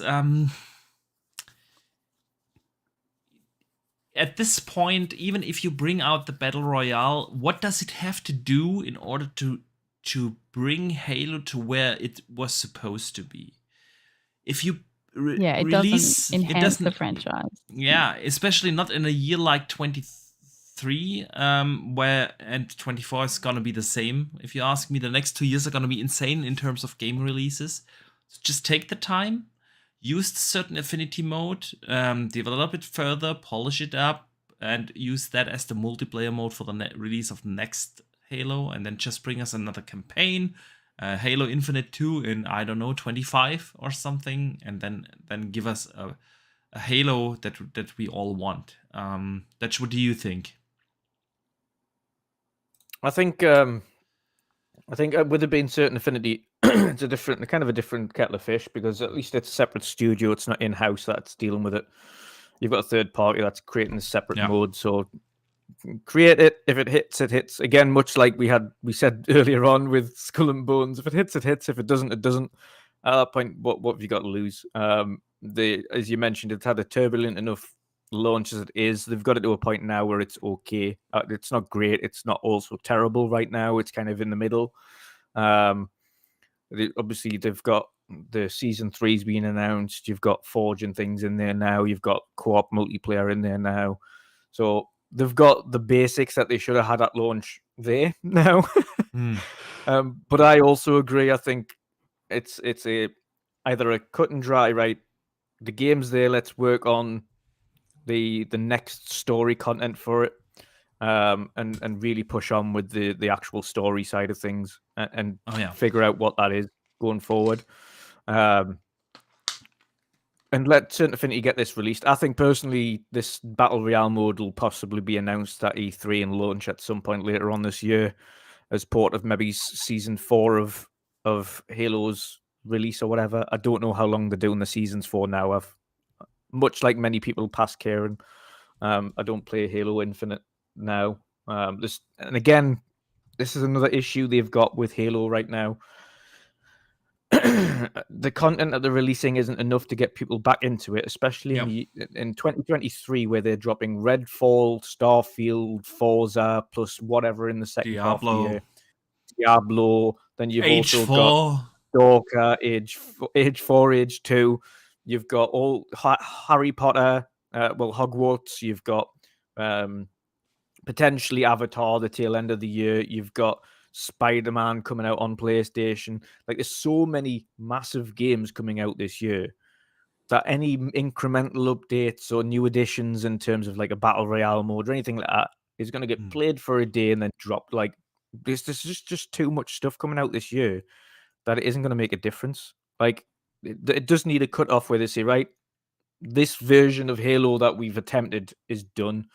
We're going to just move forward. We're going to get out a new story for the going forward with this Halo universe, and we're going to fix or try and get the multiplayer back on track. Drawn TJ follows up with another $5 super chat, man. Thank you. And he says Halo Infinite is the best gameplay ever in Halo. The problem is the content. Yeah, that's spot on. Halo Infinite felt great. It felt fantastic. Oh, and you're back. And I'm you back. Froze up there. I froze up. Froze. Yeah. Oh, okay. So, what was where did I cut out? So literally the start of your conversation. The start of my, but I was able to finish the super chat read, right? Yes. Okay. So yeah, Drawn TJ is spot on with what he says. The Halo Infinite felt fantastic. The gameplay itself, core gameplay mechanic, I have not seen anyone complain about that, and I can confirm it. It felt fantastic, and it is a content problem. But that's the thing. They had now almost, how long is it out now? A year and 3 or 4 months. They had the chance to fix it. They didn't deliver what they were supposed to, and now other games come out, and people are gonna move on, and they want to play the shiny new thing and not the Halo Infinite thing. And so support the game because there are still people playing it. Support it. But don't carry it out, stretch it out, focus on making a new one, and then release a Halo that is not designed as an ongoing live service game. I don't want that. I want to have my classic. The one thing that's always baffled us from the start is they have a portfolio of studios that have done a games as a service game absolutely perfectly. Yeah. And what we talk about that, even if you have a look at the Redeem, that is Sea of Thieves, which we have mentioned many times. The Sea of Thieves took 1 year to get into its groove. 1 year. Yeah.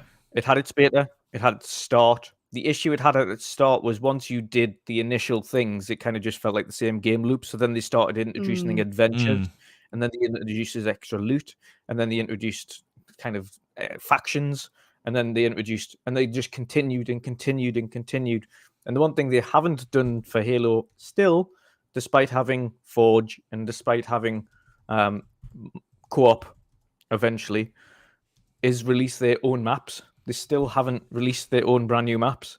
Like, it's still only, I think, 2 or 4 maps or something like that since the game launched. It's just not good enough. Like, as an internal studio, you need to be working on new content, not rely on the Forge creators to do it for you. So you would think they would use the template of the other very well-ran games as a service games that they have in their portfolio, like your Forza, Horizon, like your Sea of Thieves. Yeah. Like all of those have got really well done models. You're right. I mean, you know what you need to do to make a games as a service game in 2021 when it came out. Yeah, you knew that there were enough games as a service out there. So yeah, let's move on from the Halo talk. And let's focus on some of our fantastic community questions of the week.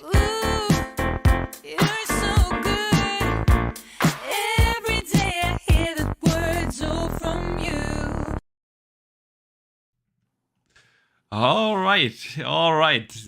So we are almost 2 hours into the show, so that's why I suggest we move to the last part of the question. DoomCutie, we have this section at the end of every show where people can write in questions. Every Wednesday, they can write in on Twitter, on YouTube, on Xbox or PlayStation, or wherever they want to contact me to write in questions. And each and every week, we get fantastic community questions. So this week, we have a couple of questions for you, but another subject just came in before we move into a different topic. I think we can catch up on that. John TJ says, I think from now on, ItTech and Certain Affinity should make Halo. Man, I still wonder why they didn't use ItTech as an engine, because it would only make sense. Obviously, Infinite has been in development for the most part before they owned Bethesda, but now going forward, they have the one of the, if not the best shooter engine in the world in their roster. They just should make use of it with ItTech. Absolutely. So DoomCutie, Fento Sir, writes in a question, and he says, I'd like to ask what gaming was like growing up in Australia due to all the strict certification and game bans, etc. Did you get to play many banned titles, and what were they? Oh, well, I actually had to do a little bit of research for this question because Australia didn't actually have a rating past MA 15 plus up until 2012. So anything that was offensive to adults was essentially banned. And I did not know that because I've gone all the way back. So in 1996. Pocket Gal 2 was banned because of sexual activity. Now, I'm guessing this sexual activity is quite pixelated. Probably. But essentially, the main issue that Australia has had with games is having sexual activity as a reward for quests and use of drugs. Okay. That has been the biggest issues and the reason why a game would be banned. Obviously, excessive violence would also be another reason. Yeah. The first game I ever remember getting banned was actually Manhunt, and that was in 2003. Okay. And I remember it like it was yesterday, actually. So that must be the reason why. Because I was quite young then. You could actually kill someone by putting a plastic bag over their head. Okay. Now that's pretty. I don't know. It's pretty intense. But I've seen some other ones as well, like Witcher 2. That had rewards. The Witcher 2 was banned. Well, up until it got this rating. Okay. Because it wasn't until 2012, and it wasn't actually instated until 2013. Okay. So they couldn't if they can't rate a game, give it a rating, then they can't sell it. So, but I didn't play these games at all. It's interesting. I'm a good girl. I wasn't such a good boy because like Germany was like is also very well known to actually till this day. It got a lot better over the last 3 or 4 years, but Germany is also very famous for banning games. We didn't have GoldenEye, we didn't have Doom, we didn't even have Gears of War. The Gears of War 3 was the first. Yeah, Gears of War 3 was the first one that officially released in Germany. The Gears 1 and 2 were on the index. Wolfenstein, obviously, and so we have. I like how you say that. Wolfenstein. I like it. That's how you pronounce it in German. Well, I can't say it like that. How do you pronounce it? Pronounce the W more like a V. Yeah. Wolfenstein. It's a W. Wolfenstein. Hold on. Instead of a W, just say it with a V. You're good. You don't say wolf, but it's more wolf. Yeah. Wolf. Yeah. Stein. Yes, that was good. That was good. There we go. It's Wolfenstein. Yeah. So yeah, there were a lot of games like banned in Germany on the index. So we are pretty used to it, and it wasn't up until I want to say 2018 or I would have to do the research as well, but I didn't. But it was like not that long ago when they were like removing a lot of titles from the index and making more liberal rules for like violence. For us, it was always about violence. Germany doesn't have problems if there are boobs in a game, but if you can like kill someone in a certain way or something, that's the problem when the games. We had a lot of controversy around San Andreas because there's a quest in there, and as a reward, you receive a blowjob. Oh. And until I think there was an edited version, or there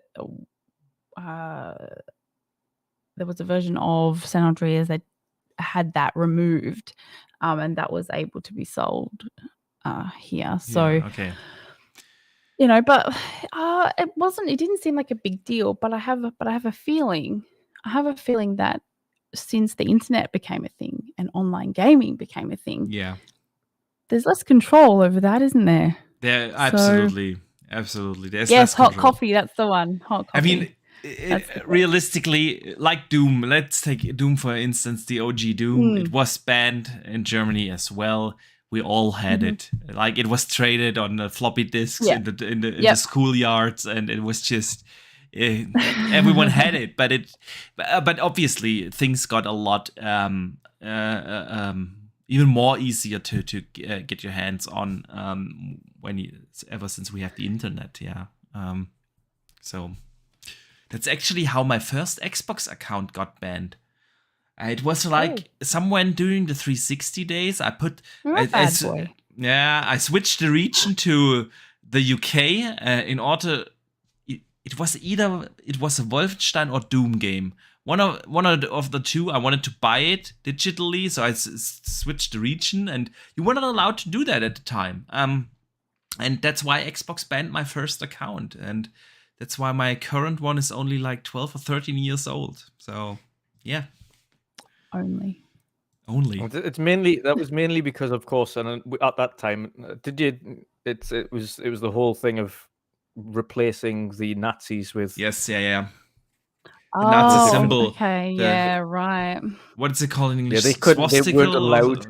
Yeah. You cannot. It's still to this day, obviously. I think any form of those symbols aren't allowed anywhere. And of course, only in documentaries. You're not allowed to use them in entertainment products. So in movies or something, it's like when Schindler's List came out, it was heavily debated here in Germany whether that's actually a documentary more and not like an entertainment movie. And because docutainment, like so yeah, it's till this day the symbol is not allowed. So yeah. Great question here from Fanto, sir.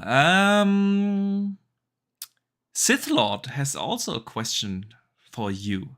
He says, DoomCutie, I love her. You got a fan there.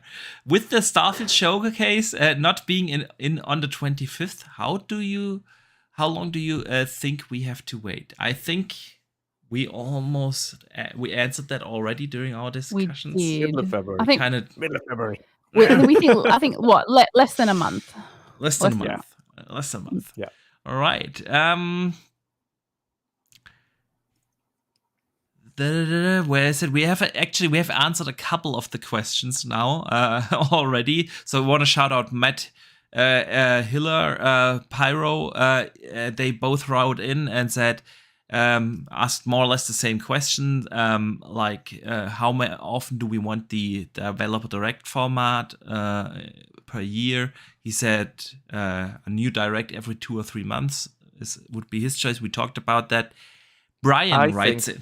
I didn't mention that. I actually think it would be twice a year. One at the beginning, E3. One after E3, so a couple of months after that. Then you have Gamescom. Then you have TGS. Then you have the Game Awards. So I think because how packed like the very end of of each year is with TGS, Gamescom, and the Game Awards.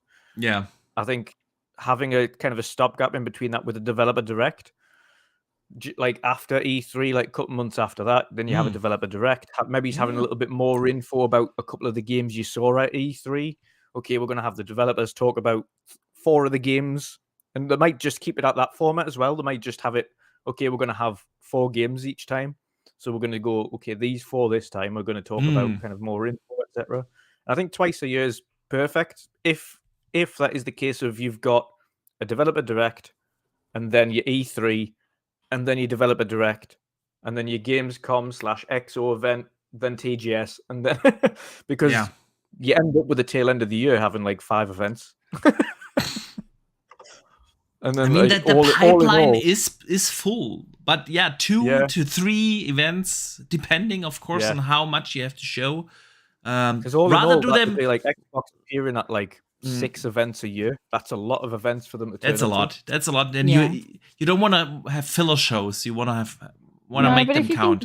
If these are developer showcases, like it's literally like, you've got a group assignment that's due in April.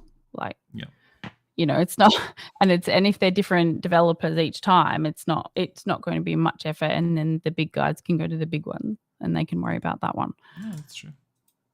Yeah. That's true. John T.J. sends in a super chat. Were you guys allowed to play Duke Nukem, the game? And by the way, bad Boxenberger bad. I played Duke Nukem, but it was banned. Duke Nukem was not officially released here. Duke Nukem 3D was officially released. Doesn't mean you didn't play it. We had our ways to play those games. Where there's a will, there's a way. It was really hard with Nintendo games. So GoldenEye was like, we all heard at school. I was like 16 or 17 when the game came out. So, and we all heard at school about this amazing shooter on the N64, and no one had access. And then I went to as an exchange student to London for a month. And I brought it back home from the UK, and it was like the star at school. And a couple of months later, the rest of the class, we had like it was like 3 guys went this month, and the next 3 guys went that month, and everyone who flew to the UK brought back GoldenEye, like 10 copies, and then we sold them on the schoolyard, and it was crazy. GoldenEye dealer, okay. GoldenEye dealers, because that was really hard to get. Because like at Duke Nukem, or even back when you go back to Doom or so, they were like on a floppy disk, but with the cartridge. Oh, I remember. With the cartridge, it was So yeah, those were the days. Where were we? So there, Brian sends in the last community question of the day, because we have also from Siki and a couple of others cool questions, but we all covered them. They were all about the Starfield showcase or the Xbox Direct showcase. I think we covered that pretty much. But Brian sends in an interesting one. I would love to hear everyone's thoughts on the cyberbullying in the gaming community that we see these days. Who wanna? You mean? Yeah, I was going to say, is it more referencing cyberbullying in games or on streams, or is it cyberbullying in Twitter and social media? I would. He didn't specify Maybe just that. speak from your expertise, Dutch. Yeah. I feel like it's a good point, Dutch. He didn't specify that. I see more bullying, honestly, on Twitter than I do on Xbox these days. It was different back in the early 360 days, where we had like a lot of games rely on in-game chat and so on, and you had like proximity chat, and those were the wild days. I feel nowadays I rarely talk to randoms in parties, or actually never. Yeah, so there's a lot of the stuff you tend to see. The stuff you tend to see in game chats now is far different than what it, like Call of Duty rooms used to be bad. You used to get a lot of grief from everybody, and everybody was like swearing at each other and cussing each other out and stuff all the time, and calling each other names and your mother jokes and stuff like that all the time, and it was pretty bad. But I think these days there's a difference in the insults used. They're not like, none of them are like are funny in any realm. And of course, you still had like racist things back then as well, and you still do now. But now you on top of that, you've got like heavy misogyny and heavy sexism stuff on there as well, and it's just, there's a lot of young lads or young men, should we say, that think it's hilarious with their friends to do that type of stuff, and cuss people out and say you're trash or stuff like that. That kind of in-game talk, it happens. Of course, it does. Everybody's like, "Oh, you're rubbish. You do this, blah, blah, blah," and swearing at each other. That we can expect that from in-game chat, but I don't think there's any world where you need to be sexist, misogynist, or racist, to be fair, and it should never be tolerated. Yeah, I agree. Not even just then, it shouldn't have been tolerated, and it shouldn't be now. We understand swearing and things, but obviously I don't agree with any of it. That's on social media or in-game chat. It shouldn't be happening. Of course, cuss each other out to your heart's content, but I'm not saying keep it clean, but let's be realistic. Don't be misogynistic or sexist or racist. Like, that should be a common denominator. Like, people shouldn't be that. The people should be pretty on board with those ideas these days. Like, I fully agree. I fully agree. Yeah. DoomCutie, what are your thoughts on the cyberbullying that we see these days? Well, I think first we need to define what bullying is. Bullying is a continued, intentional act, and it is targeted. And I think that, there's a lot of banter that occurs in games like Call of Duty, especially with proximity chats and so on. So I personally have been bullied as a female in gaming. Like, I consistently having to justify myself, justify my position, how many games have I played, how long have I played games, how much knowledge I have, continual nonsense like that. And that it hurts people. Absolutely. You're called names, you're it's really not nice. And there have been times where I've sort of said, well, maybe I shouldn't do this.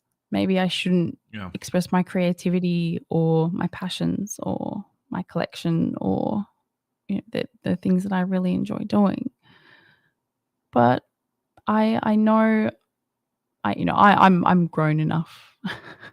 I'm grown enough to move on from those things, and it's when people take those things. And it would be such a loss. Seriously, it would be such a loss if we lose those voices and people in the community just because of bullying and. I think some of the major issues as well, to kind of follow on from that, Boxy, that some of the major issues we've got specifically on social media, the likes of your Facebooks and your Twitters, etc., is it's so easy for them to just create a brand new account within seconds. Yeah. And then the thing, the anonymity. Yeah. It's all anonymous, and you can really hide. That's right, and I'm pretty sure not one of those people would say those things to my face. Nope. Absolutely. And I would gladly challenge any of them to do so. I've always said, if you look through my entire accounts across everything, YouTube, TikTok, Twitter, whatever, I can show every comment that I've ever made to my mother. And that's how you should behave. But it's unfortunately that's not the case for everyone. People hide behind the screens, hide behind behind their avatars, and don't and like you said, DoomCutie, they would never ever say that stuff to your face. They would definitely behave different to their real life. Real world people that they know, and it's just sad that they use the internet in this way. But the right thing to do is what you did, not give up. Those are the idiots, but quitting because of them would just make. Well, what I'd say is they're the outliers and not the common denominators. Absolutely. I know, and I think, but it's very easy. You see, to make someone feel very much alone. Yeah. We look. At the end of the day, this is zeros and ones. It's as simple as that. Yeah. And for someone to, as much as games bring us joy and bring us together, if things get out of hand, and someone is targeting you, following you into games, or sending you messages all the time, then that's it's going to make you feel very isolated, and it's going to make you feel like you have no power. Absolutely. And there are lots of women that are stalked by people. I don't, there probably are some guys out there. I don't know. I can only speak from my personal experience, and it's not nice. It does make you feel unsafe, but look, at the end of the day, it is just zeros and ones, and sometimes we just need to shake it off. But there are a lot. I'm not sure in your country, but there are some laws now in regards to same here. These are technically they're classified as assault. If it's continued and documented and things like that. So if anyone out there is being cyberbullied consistently, keep your receipts. Make sure you record everything that's happening, and definitely talk to your local police, because it can be looked at. Yeah, it's malicious communications over here. Mm-hmm. That's what it's known as. So it can be looked at. It is an offence. So. Yep. Yeah. All right. And that's the difference. Yeah, it makes a difference. There's really not much I can add to that. You phrased it beautifully, so I think that's a perfect segue to come to an end of the show.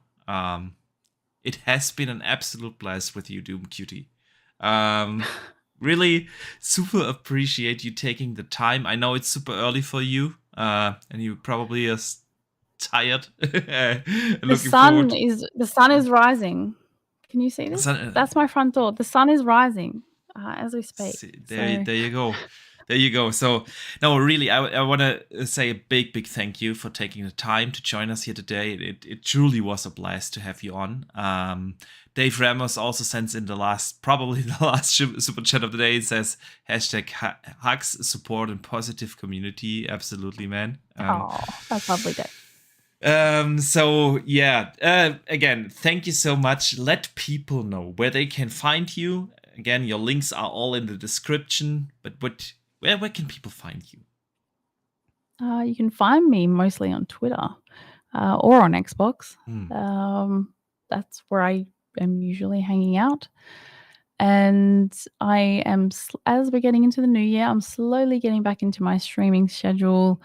I'm not quite sure what my work is going to be like. So I'm being a little bit hesitant to put anything fixed out there at the moment. You can also find me on the Xbox Infinite podcast on Saturdays, or well, Saturday for me.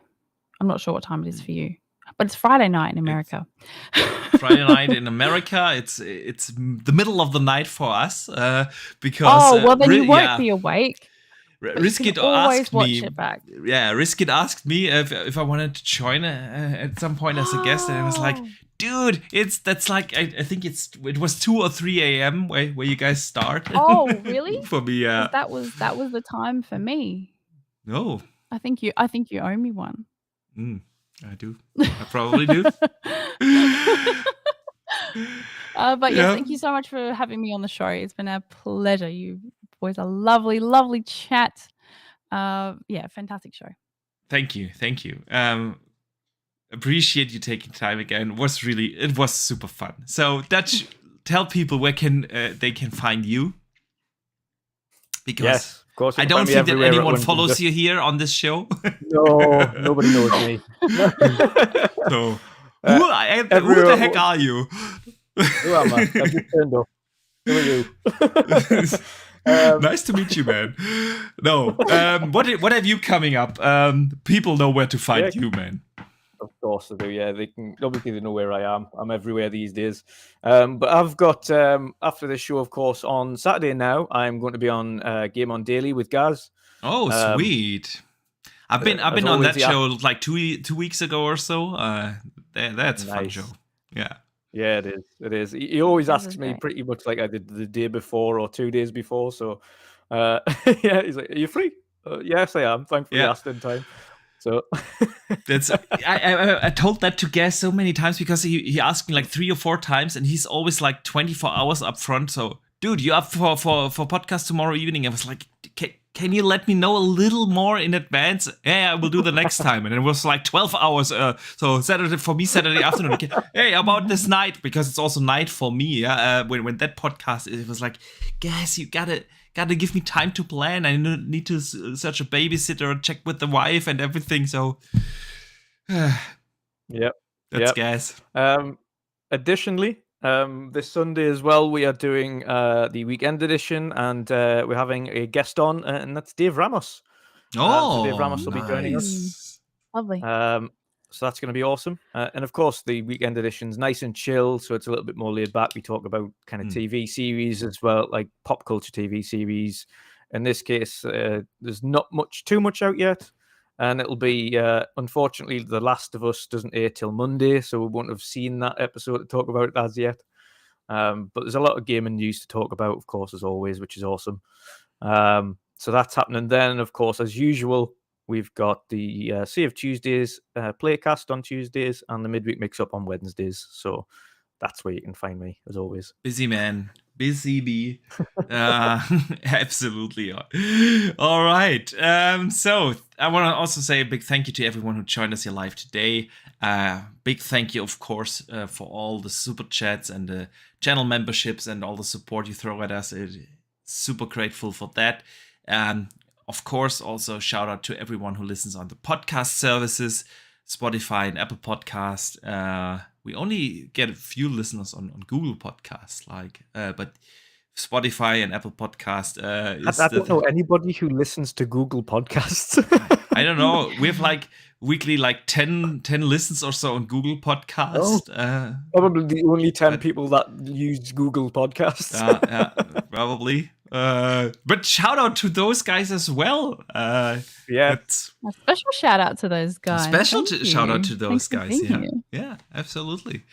So yeah, next week we will be back with the legendary and famous Jess Gordon, who is going to join us here on the World of Game next week. I know I've announced him as a guest, I don't know, a couple of weeks ago as well, but then something came up and yeah, but this time I hope we can finally get him on the show because it's been a while since we had the chance to chat with him here. So looking forward to that. But other than that, I want to wish everyone a fantastic weekend. Enjoy your gaming. And I see you guys next week. And don't forget to game on.